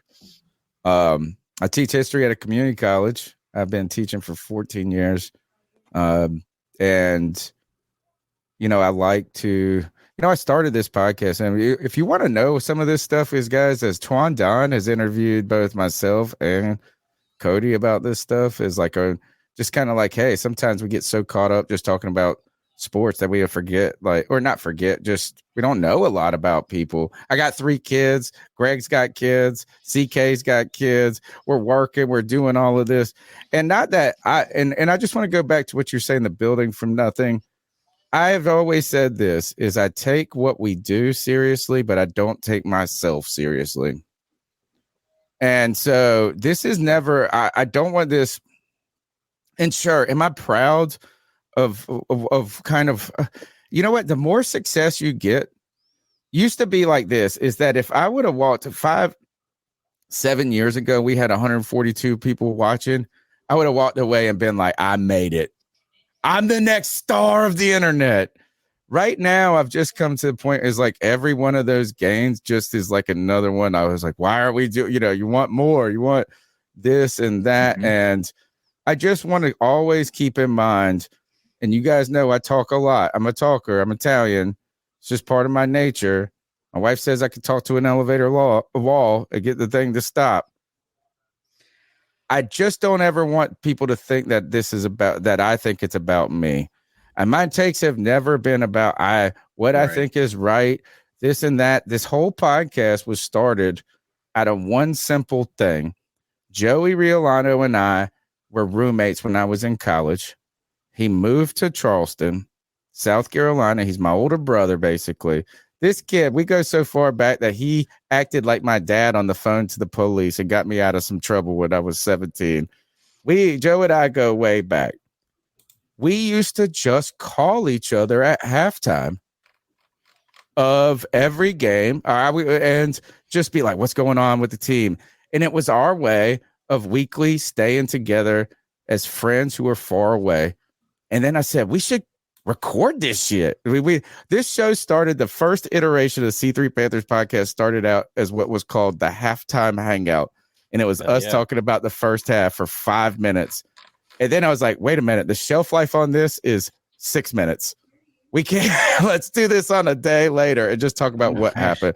So I just want it always to feel like you're in the car riding to the game, riding, and that's just all. If that's my dream about this, I never think I know the most. Cody, do you want to tell? What does Cody do? Cody dominates the fucking internet. That's what he does.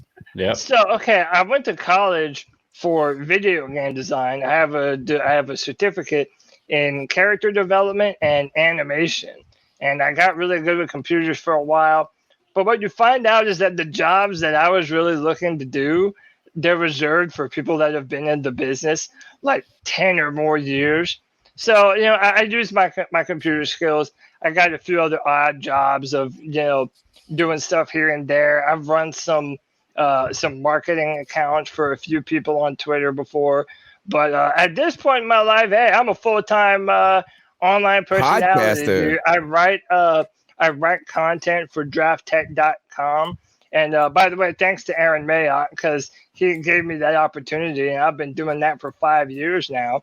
And by the way, do me a favor, man. Check out drafttech.com. We put in a lot of work over there, year in and year out, really trying to make that one of the premier draft websites on the internet. So, we're always putting a bunch of work in over there. And everybody in the chat is saying I'm a phone sex operator, and I will neither confirm or deny any of that bullshit, dude. Because that's for me. All right, let's go to the next call. Yo, it's YCE, White Chocolate Espresso.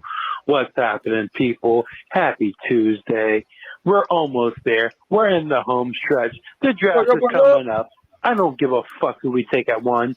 As long as it's Stroud or Young, I don't give a fuck. Yeah, I'm same. I'm don't give a fuck. I'm buying their jersey mug.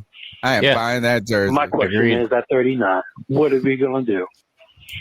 Listen, I was very angry that I never got to see Jaycee Horn and Stephon Gilmore, 2 of the best cornerbacks in South Carolina history, playing at the same time for my favorite team, the Carolina Panthers. I was very angry. It almost happened. It should have happened. We should have re-signed them. And I was very pissed. But you know what? They can make it up for me with the 39th overall pick. The Carolina Panthers take Cam Smith, South Carolina. Give me Jaycee Horn. Give me Cam Smith. South Carolina brothers. That's what I want at pick 39. And also, bro, that shit was well, I also want this draft. It's do not take a Clemson player so Cody can cry on YouTube. I want to see those Clemson tears. Kevin's such a dick. He loves Dude, I revealed a picture. Dude, I revealed a picture from my past on Twan Don's show the other night. And how about this fucker Kevin made it his profile picture coming into the Friday free throw? He's such a goddamn troll, dude.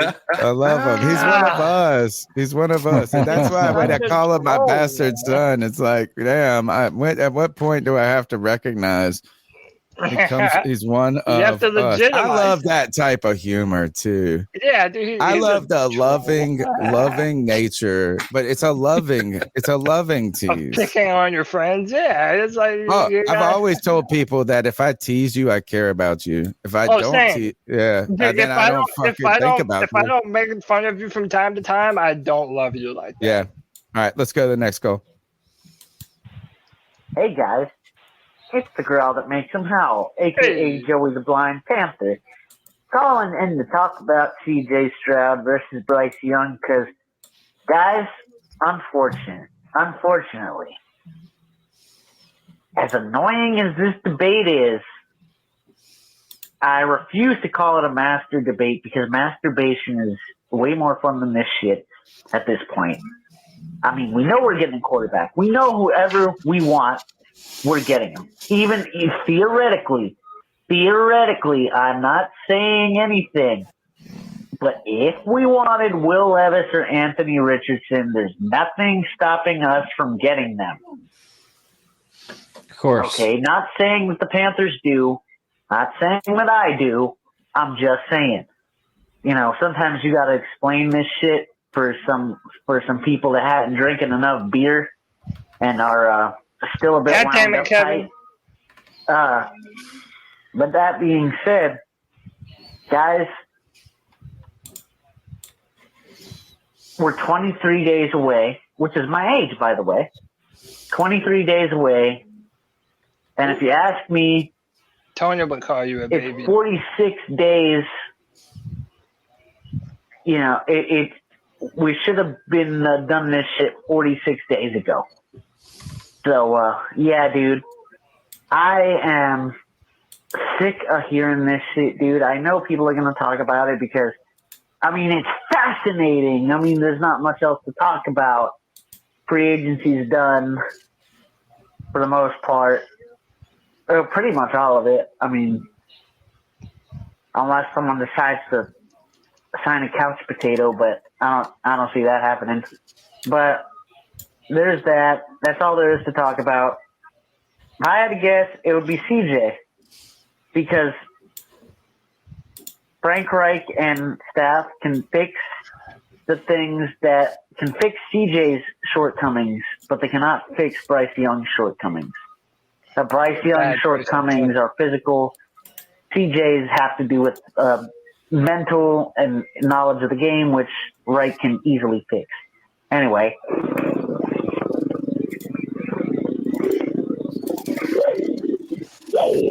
Wow. Hello, dude.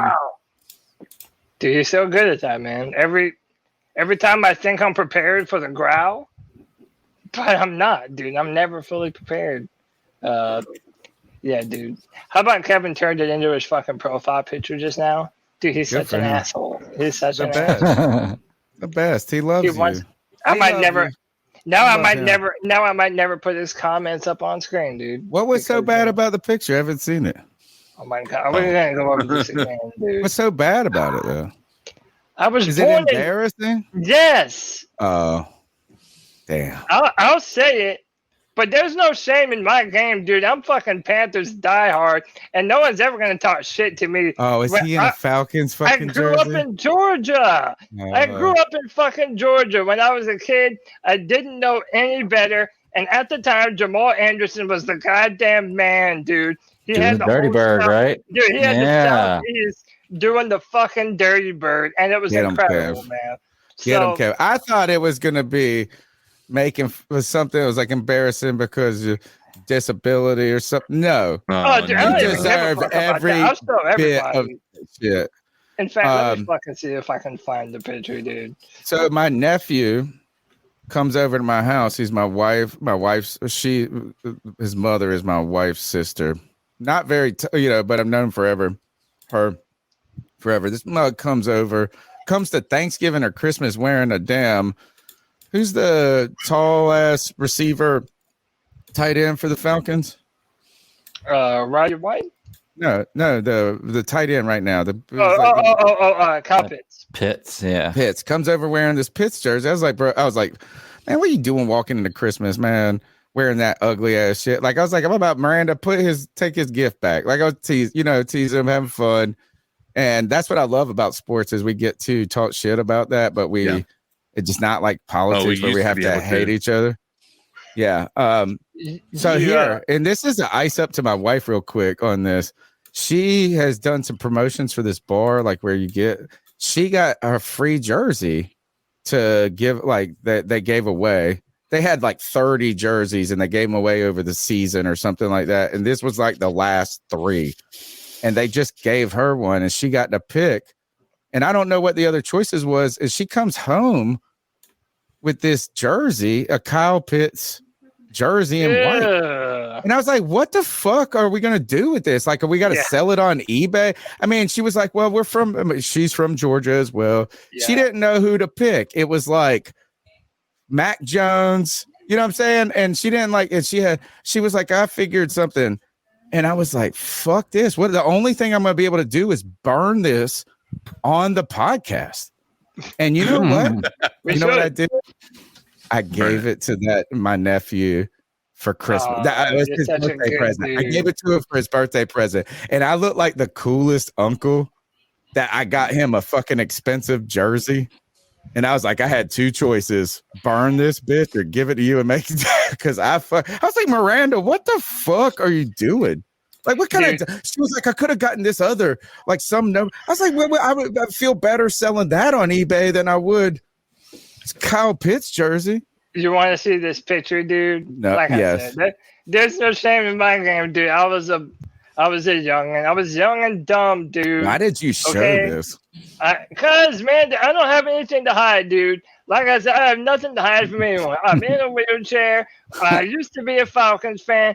I don't give it. And by the way, look how depressed my face was. Yeah, you don't look like a happy Falcons fan. Listen, I'm either mad that I'm wearing a Falcons jersey, or that bird just shit it all up in my hand. Pretty bird. I was mad about that, dude. Pretty bird. Pretty bird. Yeah, Cody had a bird with no head.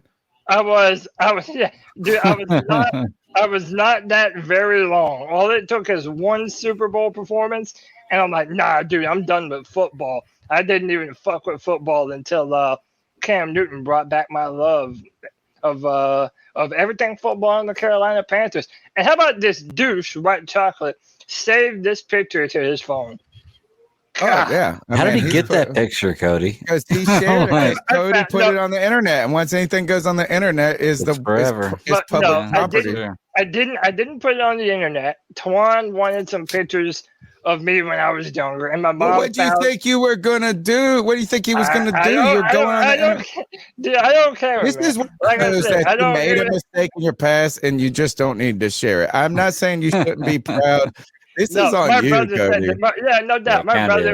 My brother said the same thing, and when I called my mom, I'm like asking her for pictures. She found this one, and she's like, "Bet you won't show that." Oh, dude. Oh, she knew. Mom knew what's up. You try. Look, But cool. don't ever bet me that I won't do something, dude, because True that. Hey, can I just say though, like, dude, and this is the only good thing you'll ever hear me say about the Falcons. Jamal Anderson was the fucking man, dude. Jamal Anderson was. I'm not gonna lie. Yeah. Jamal Anderson was that fucking It's my most hated team. I hate them more than anybody. He was really good. Yeah. I want to 199 says, look at that little bird in his hand. I know. The head was duct taped on like Dumb and Dumber. Pretty bird. I've always had a big ass head though, as you can see. I will pivot this to one thing also, since we were talking about the origins of the show and things like that, is I'm not a gatekeeper fan.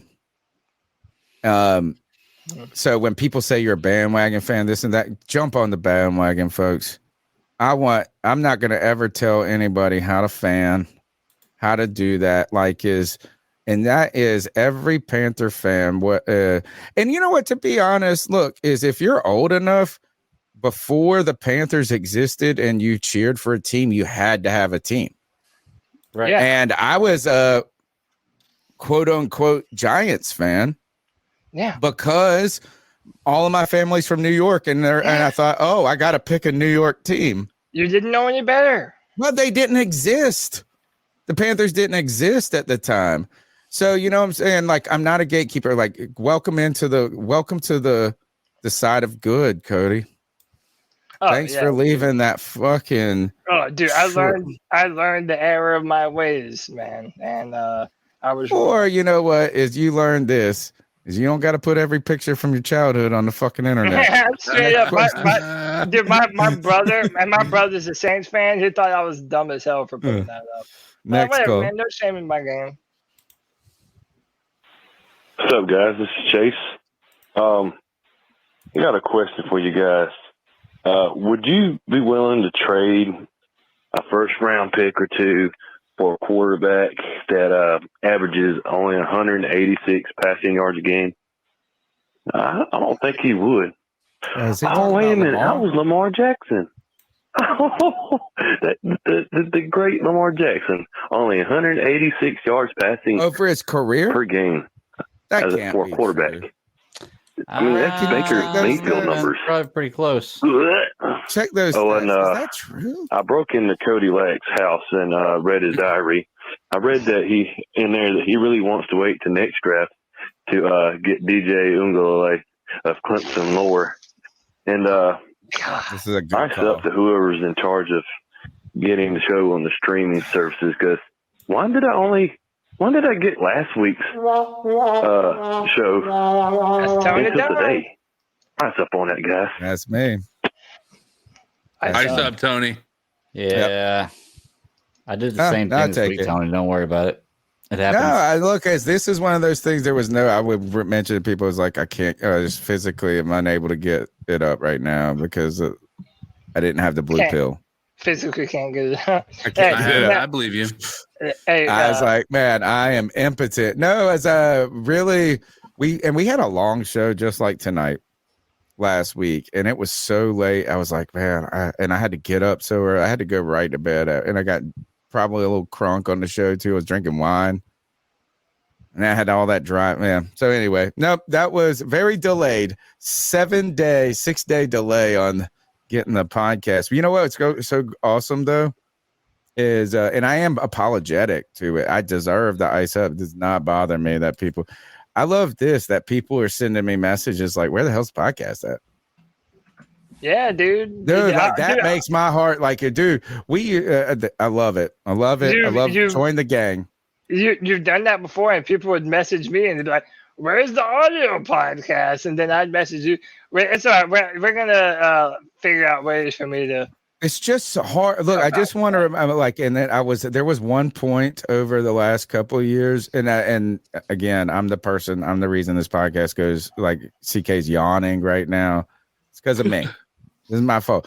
But I would you have to stay. I would be up till like 4 a.m. Somebody, this is the time. And I worked and somebody goes, what the hell are you doing up right now? And I'm like tweeting. You sent that to me at like 3:30 in the morning. I was like, what are you doing up, Tony? Yeah. And I was like, hey, well, I got an hour and a half of basically uploading, doing all this shit in the background afterwards. And then, look, very sorry for the delay on that. Hope I get this one out early tomorrow morning. Let's go to the next call. Hey guys, it's Joey the Blind Panther again. Joey. And seeing as how we ain't got shit to talk about, really, who wants to talk about Bryce Young and CJ Stroud by the time you play this call? But I thought I would call in and tell y'all some Atlanta Falcons jokes. Oh boy. And me and my buddy were actually telling these at work this morning.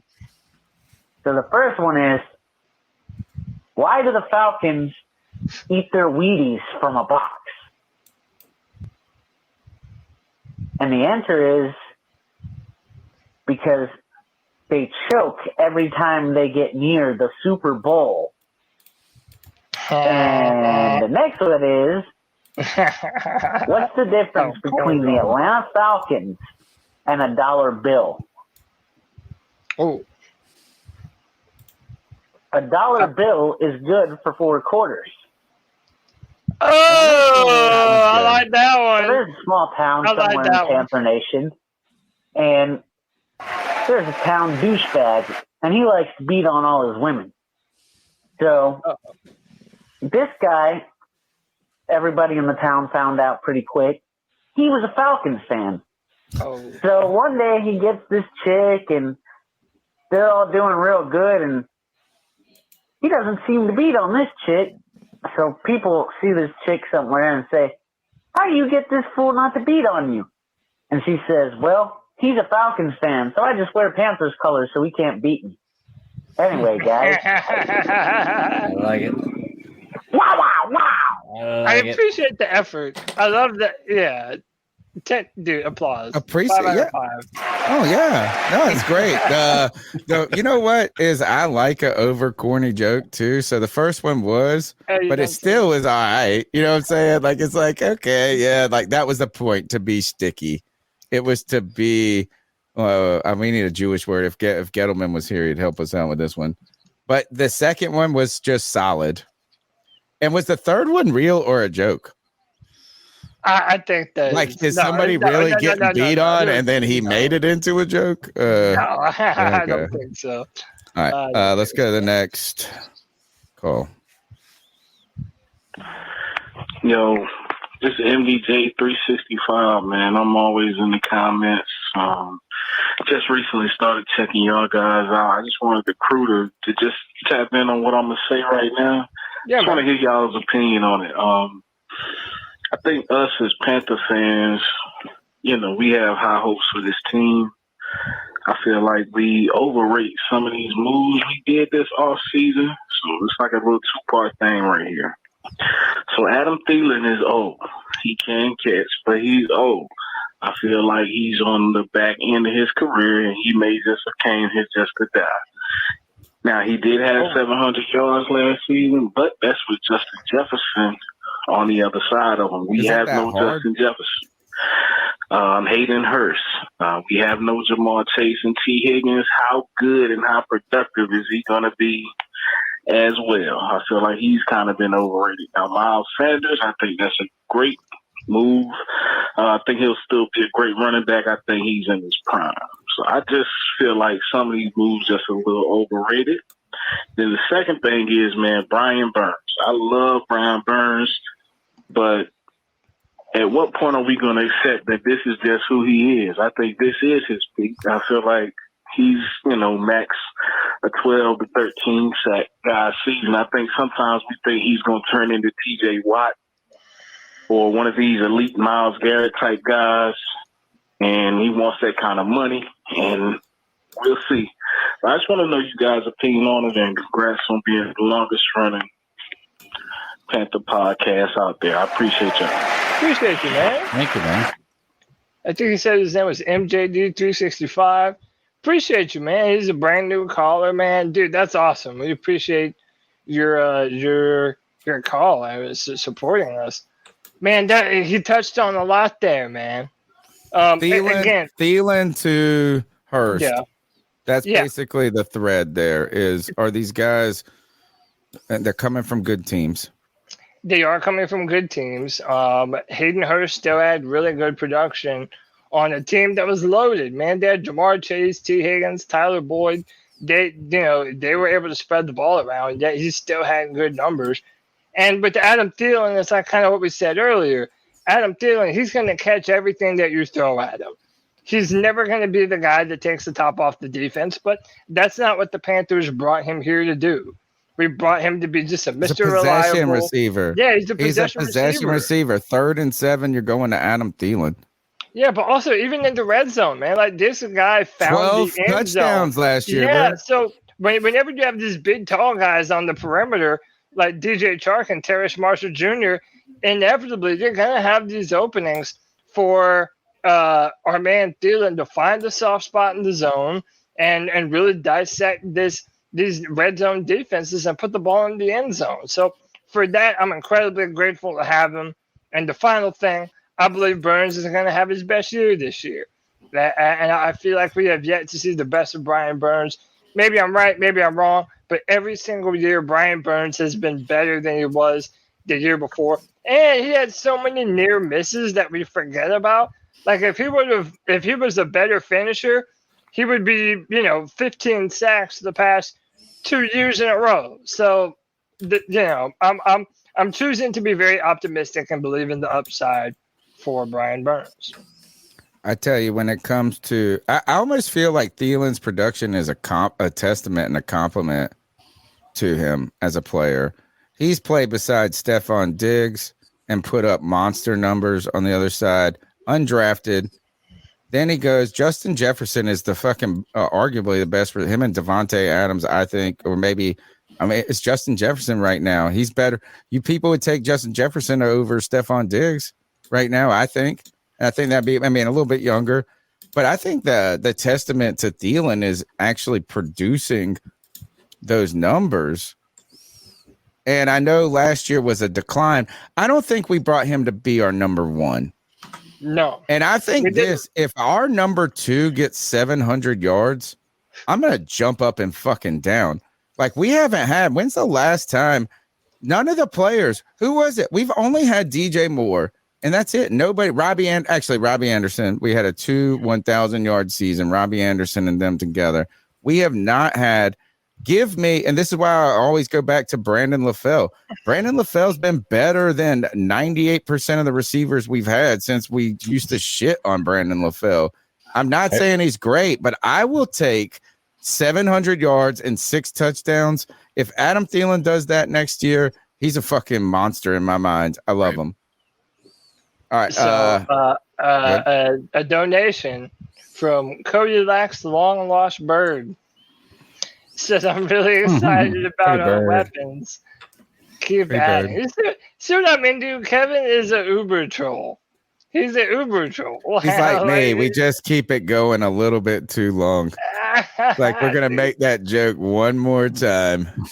One more time. Let's go to the next call. Or last call right now. That bird was a female, by the way. So hey guys, just wibble wabble. Calling in just to say what's up, Gobble Gobble? On the Brian Burns topic we were talking about earlier.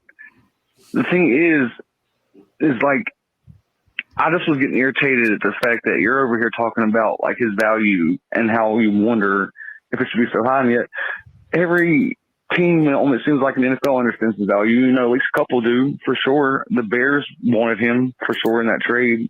Number one, they don't got and nobody, also though. Last year a team tried to give up 2 first-round picks for Brian Burns after we traded away Chris McCaffrey for a second and third and fourth and fifth, whatever. Might add. So the same teams consider. You know what I mean? You're talking about value and whatnot. Well, we couldn't even get 1 first-round pick for McCaffrey. A team offered 2 for Burns, and we turned that down because it wasn't good enough.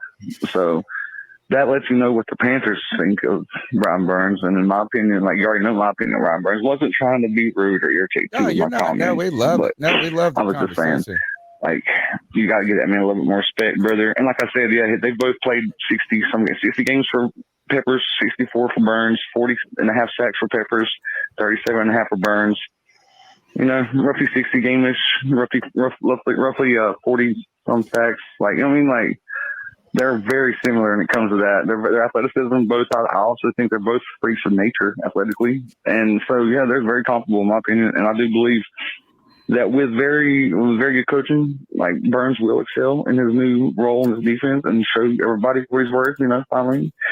And, you know, Peppers came in the league with John Fox, a great defensive coach who ran the shit for 10 years. Dude, Burns was stuck with Wolf for his pretty much his whole career already. He had 1 year at the very end was, oh, dude. I mean, I'm just saying. So give him some respect. That's all I'm saying, brother. Besides that, y'all have a great night. You know what I'm saying? Keep combination. Get it, baby. Thank you so much. I'm going to give him applause.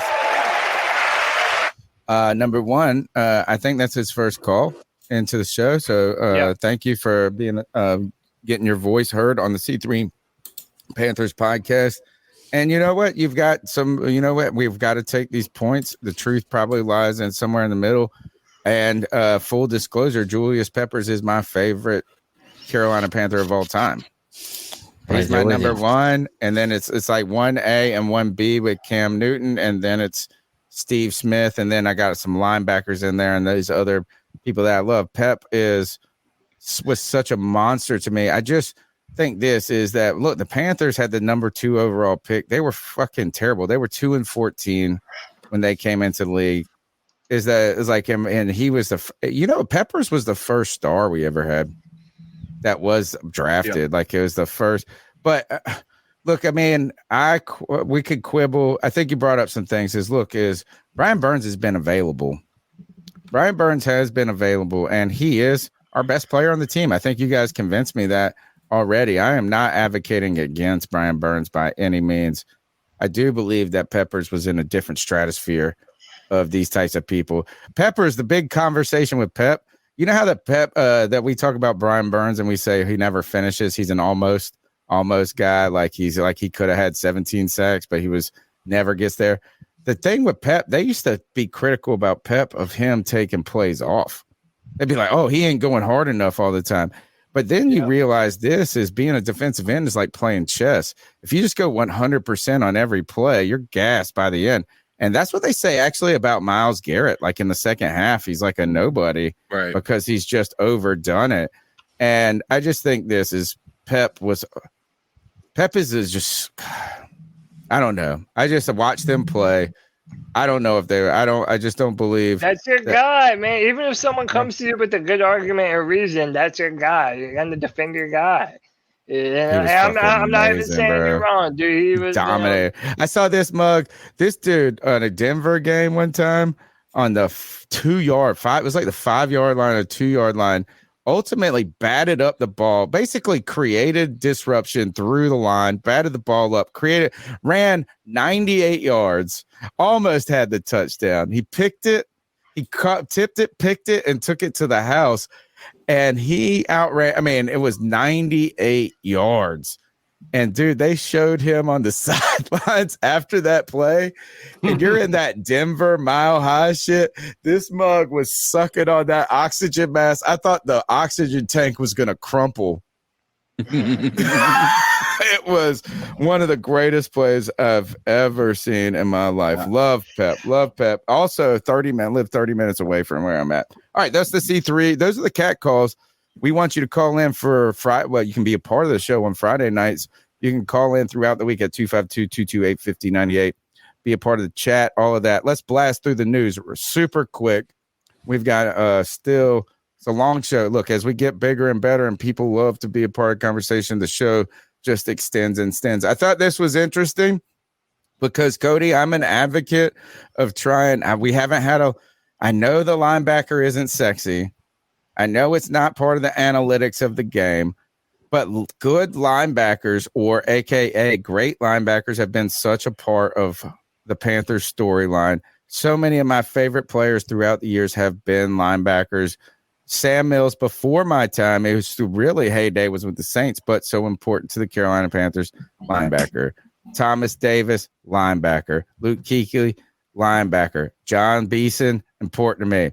John Beeson was better than Thomas Davis for a while. Dan Morgan, Will Witherspoon. We have had such in fact, I've been so hard on Shaq Thompson, and some people, and they may have a point, is that he's just been pretty good, but not great. And I'm used to just chef's kiss at the linebacker. Jack Campbell has been reported to be training with former Panthers linebacker Luke Kuechly. Hey, yeah, that's a guy you want to work out with. Yeah, man. And by the way, Jack Campbell is a beast. Watch some of that man's highlight film. That dude is a baller, man. He's incredibly strong. He's aggressive. He ran good at the combine. I'd have to look up his numbers. I don't know him off the top of my head. But dude is a beast, man. And if you have that type of sensibility that Luke Kuechly does, dude, that's a great recipe, man. Lamar Lathan, Kevin Green, wonderful stuff. What's next? I believe this is. I think we only have 2 bits of news. I think this is it, unless you added a third. Maybe, I don't remember. This is interesting. I just like this, and somebody brought this up too about the Rams with the trades or whatever. It was like this. Colts owner Jim Irsay says you have to be careful not to mortgage your future. Ultimately, is what he's talking about. Well, guess what? The fucking Colts suck, and the Rams, albeit aggressive when it comes to trading picks, have been in the Super Bowl twice and won it once in the last whatever years. The Rams have got me to the point where is that maybe that draft capital of the future isn't as important as sometimes we think. And this is why I'm not fucking upset about not having the number 1 pick next year. Yeah, I mean, he's a character, man. Yeah, that Irsay. Who's next? What's next then? Did you add this one? I don't know. Look, I mean, the Commanders continue to be supposedly up for sale. I almost feel like Dan Snyder's whole goal is to draw this out until they keep him as an owner. Like he's never going to go away. Magic Johnson in on the bid of the group bidding for the Commanders. So interesting. I think that's it. That's it. Oh, last bit is this. This is karma. Is this karma? Deshaun Watson and the stain. I think we missed the biggest bullet ever by not getting Deshaun Watson. And I'm not trying to take a shot at you here, Cody, but you made some compelling arguments about how a superstar player can change your team. The irony of this is another superstar quarterback is actually available right now in Lamar Jackson. And one of the arguments about Deshaun Watson was that this never happens. It never happens that a guy in his prime who's among the elite is actually available. Well, you know what? The Browns sold their soul many people would say, sacrificed what some people would say their ethics. I don't even know who Michael Woods is. That's not the guy that played for the Rams that went to the Texans, is it? No, it's Robert Woods. Yeah. So I don't know who this guy is, but I just thought, man, nothing's going to go. Can the Deshaun Watson era even work? Or are the forces of the universe against them? I mean, maybe, but I'm right now. You can't say that it was a raw deal until we see him play after an entire offseason.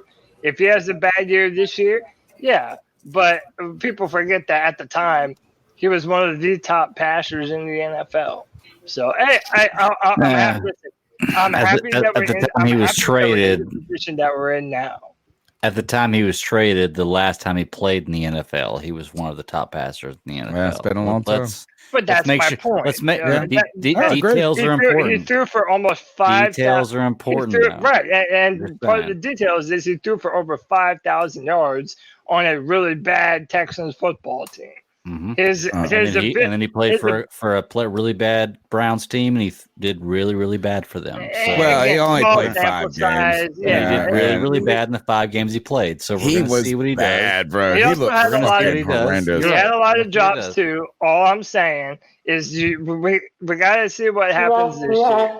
If the Browns fuck it up this Baker year, Mayfield played 5 games for us, and we said he did bad. So he threw like 5 picks in one game in like the red zone. But Deshaun's up. I don't care about this. I don't want to talk about this. I don't want to talk. I'm just wondering, is karma? Just the ultimate thing is this: is can it actually work, or will the universe undermine this, regardless of any of the things that you bring up? All right, that's the C3 Panthers podcast, the longest running Panthers podcast. When I say the longest running Panthers podcast, I mean literally we've been talking since 9:00 tonight, but we still have one more segment to go because we don't let you go to sleep. This is our time, our homage to Steve Smith. Let's ice some fools up.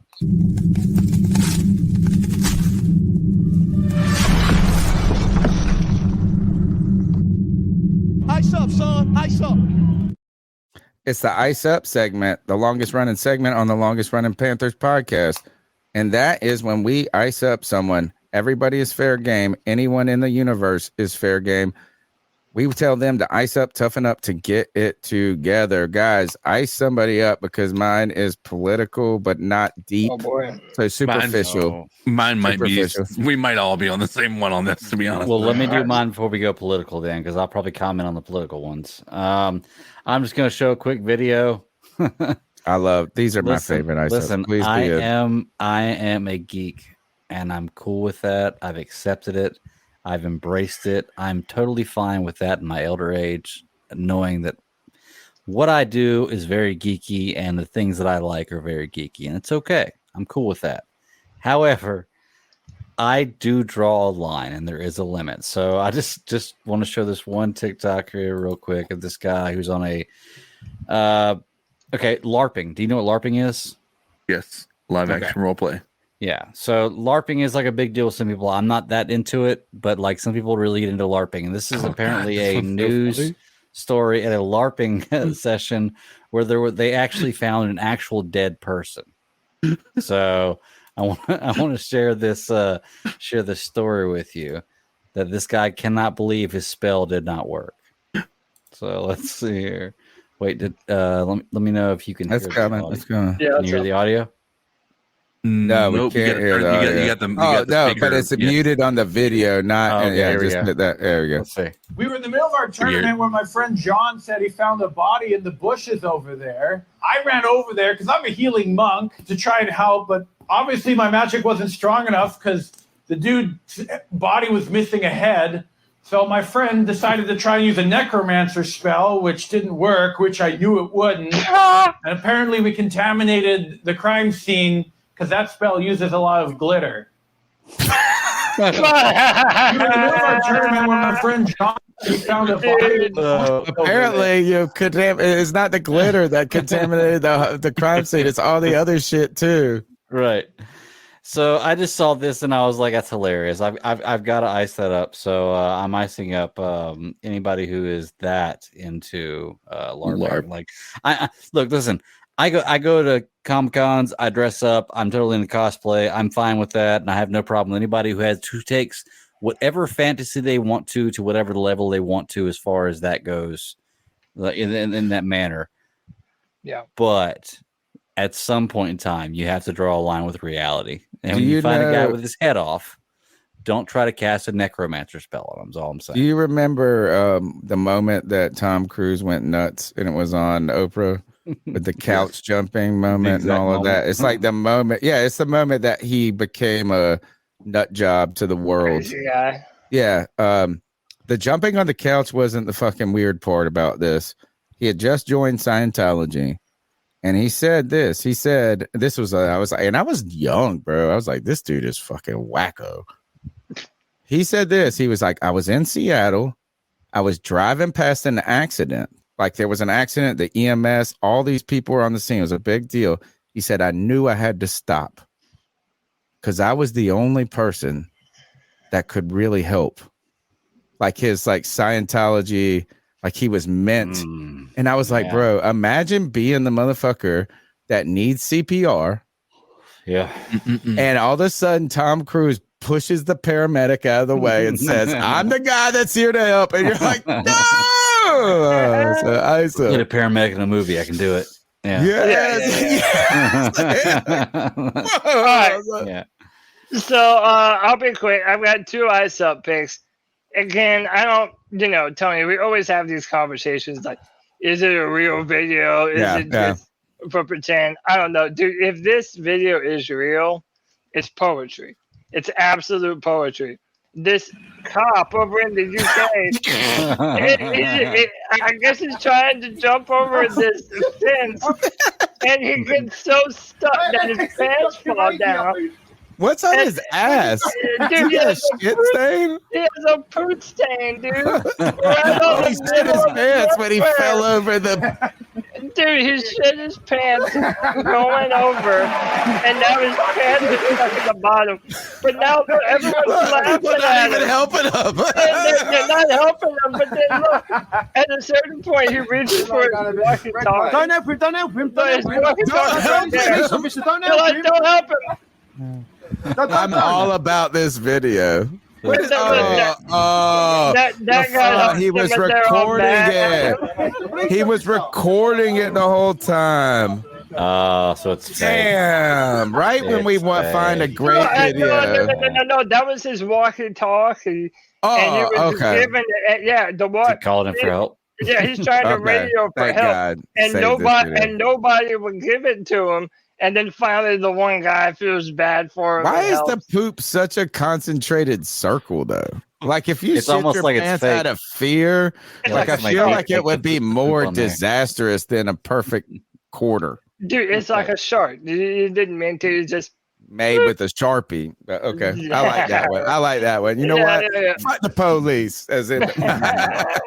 And then my final one is listen, dude, if you're gonna sleep on the job, don't cuddle up with your coworker, bro. Give people a chance, and this is what This is awesome. I love these people. These are my heroes. Yep. Everybody deserves $15 an hour, right? Are you serious? Guys, you give That's it. So hey man, when you're when you're climbing over fences, make sure you don't have a poop stain in your drawers. Or don't shit your pants when you do. Yeah, and also don't be sleeping on the job with pillows curled up next to your work husband and or wife. So eyes up, son. Yeah. She had a big booty. He was cuddled up nicely. She has some big everything. She Yeah. seemed comfy. All right, my ice up pick is very simple. It's not too deep. It's a shallow one. I have no opinion on any politic stuff anymore. I have no horse in the race and the whatever. I am gonna ice up the Democrats though.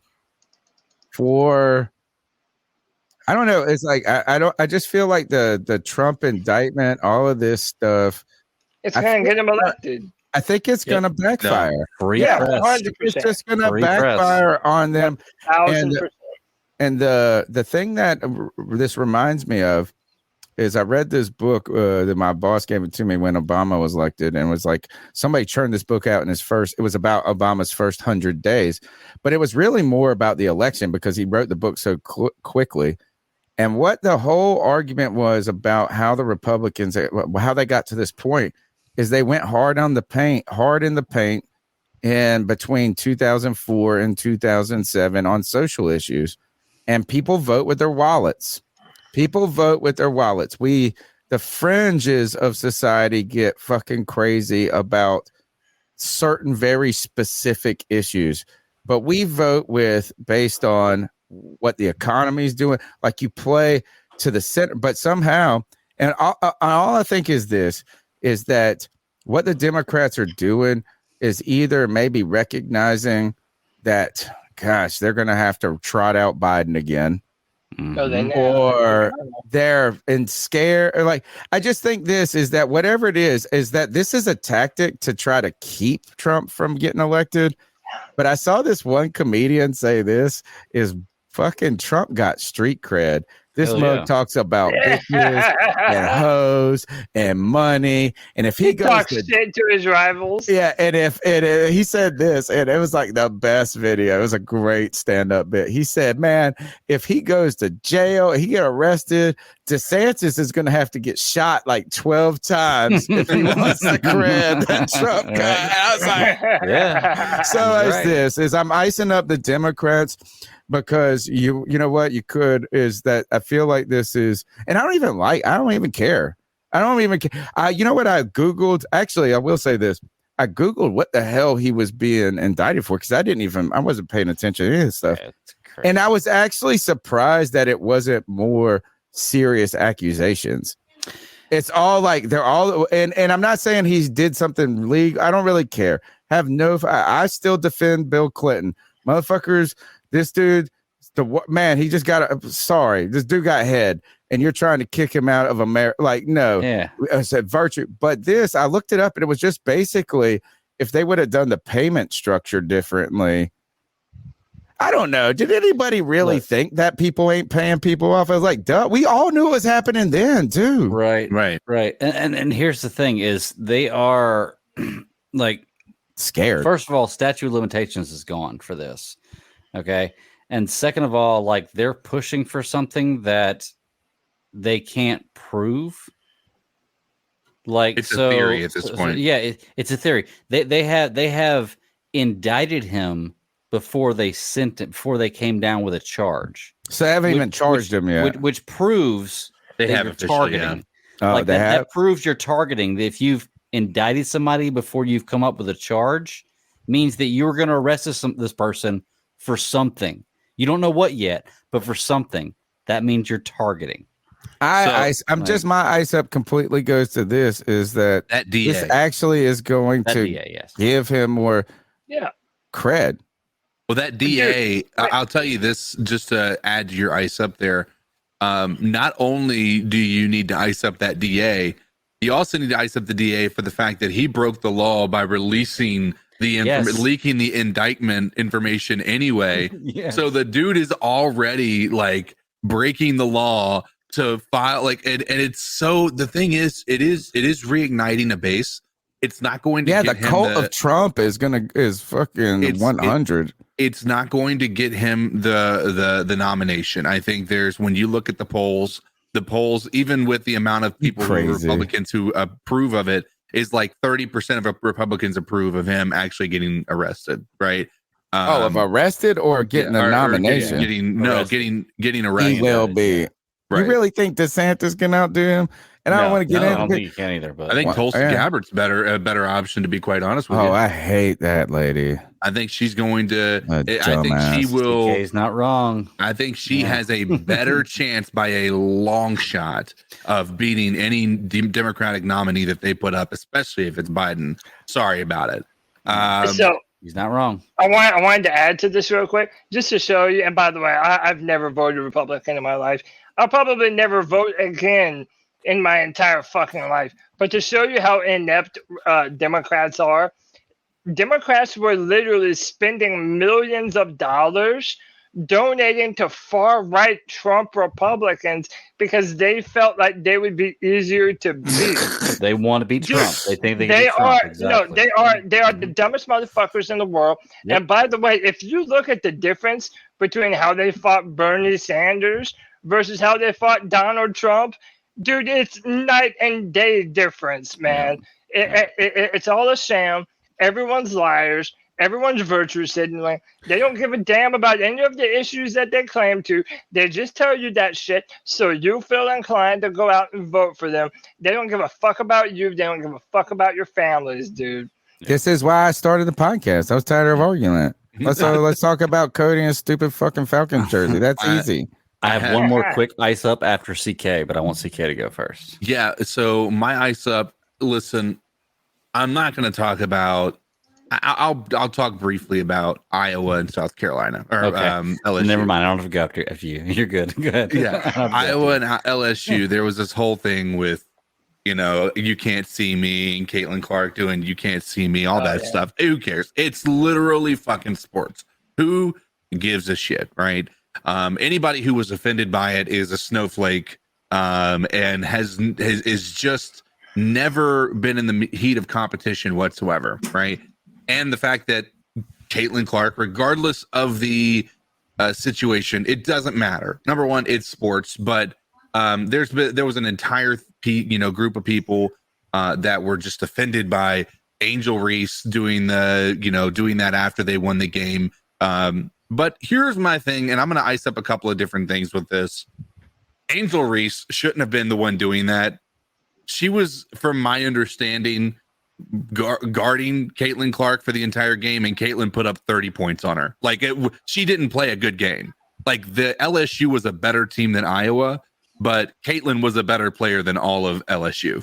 Sorry. That's what every stat that I saw was. Yeah. So number one, you don't have there is no offensive aspect to it. I couldn't care less, but the reality is she did not deserve to be the one to do that. So, secondly, the other part to that is Joe Biden decided to say, I'm going to talk to Joe. I think we should invite Iowa because they played really well too. Well, so both of them. They wanted to invite LSU and Iowa. Right, exactly. To the White House because of champions. That's how the whole thing works. Yeah. How, again, let's talk about the word snowflake. And if this isn't the biggest participation trophy award I've ever fucking heard in my life, Iowa lost. They don't get the benefit of going to the fucking White House or the freaking White House. Sorry, I'm trying to be better. But Jill Biden, coming from the super liberal side of things, is like, we need to, bring them over. They did a good job. They got all the way to the finals. No. And they got their ass beat. And got there. Yeah, they didn't do well. They lost by 20 points. Yeah. Anyway. Look, and let me just add on to your ice up. The problem with this issue is this tackles two huge things on two different levels. One is racism and two is feminism. Okay. Because the whole Caitlyn thing doing it, and then I can't remember the other girl's name that did it, and they made a big deal about Angel Reese. Angel Reese. Who, like CK says, who fucking cares? If Caitlyn did it and then Angel did it, good for them. Like seriously, that is competition. There is absolutely no reason why one should be able to do it than the other. The problem is you have a group of 5 white girls versus a group of 5 black girls. Okay, so when you have one group that does one thing and the other group does the same thing, gets called down for it or gets in trouble for it, it's a problem. And CK, those are the bigger racial issues that you're talking about. That needs to be taken care of. Because it did not matter that a black girl did the exact same thing a white girl did. It should be looked at the exact same way. Period. Yeah. That's all there is to it. It's competition. Okay. And but to the victor goes the spoils, man. Exactly. If you win, dude, it's she was following around the court though. She was following around the court. It was dude, victor goes the spoils, bro. But then Jill Biden not only puts it on a racial level, she puts it on a sexual level because not only does she invite, I know we just heard guys do this all the time to the White House, like we said, that lost, but you would never do that to a male team. Did you invite the Philadelphia Eagles to the Super Bowl, to the White House after they lost the Super Bowl? No. So now you're dealing with a racial and a sexual problem with her doing this. She's a fucking moron. That's why she's married to Joe Biden. I'm telling you, dude, this book. She is a moron on so many levels. It's insane. I cannot wait to see what the outcome of this is. Just got done with this fantastic book. It's called Coddling of the American Mind. It's written by two educational psychologists, and they're liberal. They're being critical of liberals going too far. Right. But one of the things that they made, and this is just what my point was with a lot of other things, I think comes here is this, and this is what the who cares argument goes to, is that this, whether it's right, wrong, or indifferent, we're making this to be the biggest thing in the world, like a referendum on race and gender and blah, blah, blah. And it's just, this is like, it's like we take things that maybe even are small slights, that maybe even have, but it's not the fucking end of the world. So what I think is this, is I don't really care what happened, is that she was following her around. She made it a thing. It was like, so who cares? I don't even give a fuck. I've never even watched girls basketball ever. But we think that this is like all of a sudden this like insight into all of society. And you know what? Maybe it's just fucking people being dicks. Like, what if you just look at my podcast? So don't overdo it, folks. Is like, whatever. It doesn't matter. I mean, honestly, at the end of the day, Angel Reese, they were winning the tournament. Caitlin Clark, and they, I didn't watch the South Carolina game, but apparently there was some disrespect, and that's where Angel Reese was coming from. Was shit she wanted to, right? And so, at the end of the day, it's so pointless. At the end of the, I really, it's not on my radar, dude. It's not on my radar. The amount of people that were so angry about it, it did come across very, very, very, very concerning. With the fact that I think that is on both sides, right? For the people that are calling someone classless, so like this person is the worst piece of shit to the person who says this. Dave Portnoy and Keith Olbermann all came out calling her a classless piece of shit, and of course but that they didn't got say everybody that shit. all inflamed. But the thing is I think this is probably one of the rare occurrences, especially in a major situation, where race is a part of this. Yes, Don Imus. Do you remember Don Imus did this? Yeah, I would say Don Imus called the girls. The last time this happened was actually in a girls' national championship, and Don Imus, he called him a bunch of nappy-headed. He called it was just it was like this. It was like, oh my goodness. Anyway, I don't really don't make a whatever. No, I think it all boils down to, like I said, what CK was saying. There are so many racial issues and so many issues that come up that mean nothing, that take away from a bigger part.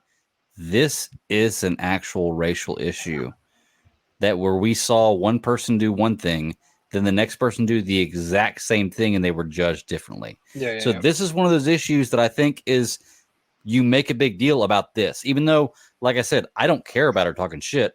I think she should. You should be able to. But the fact of what happened is, like, the way things broke down, that is the bigger racial issue that I think we need to tackle. She came out on, she came out on the podium. It's just like, it's overdoing. You know what? Just it's trash talk. Whether it's just trash talk and this and that. Is personally, I think her following around, it was like over the top a little. But who gives a fuck? I agree. But I don't really care. Right. And we can move on beyond that. But I'll say this much. I don't think it's a racial thing from the part of, I believe it is racial, but I believe the truth of the matter is, if the positions were flip-flopped, the other races would have been just as equally inflamed. Yeah. Oh, God. They would have been like, this isn't a matter of whites hate the black girl for doing this to the white girl, right? That's not what this is about. We have animosity against each other, right? It's that's one of our people. You've done that too. We're gonna, that's messed up, right? Tribalism. Tribalism is 100% what this is, and I think that's it. And that's the exact same reason why you see a lot of the people who are like really praising Angel Reese. They're like, oh, she should go into the Hall of Fame for the colleges and stuff like that. Like, if she had done that to another black girl, they wouldn't have said that. Like, don't so let the facts get in the way of a good story. Right. It is clearly racial on all fronts, but it's pointless. It's such a pointless situation. Probably the biggest thing that's happened for girls basketball ever, though. Hey, how about this? This was the most talked about women's Final Four that I can remember. Right. Ever. Dude, I barely. I just now found out that UConn won the men's national. No, dude. I don't watch any college basketball. Yeah, I watch. I didn't watch. I'm not a college basketball fan either. But hey, we're going on 4 hours, boys. Let's get the hell out of here. I gotta work. Yeah. All right. Until the C3 Panther Nation running over 100 strong. Damn near almost 4 hours into this. They want us, bro. Let's stay up all night, 24-hour stream. Nah, you'll do it by your damn self. We love you guys. Until next time, C3 Panther Nation, keep pounding. Keep pounding.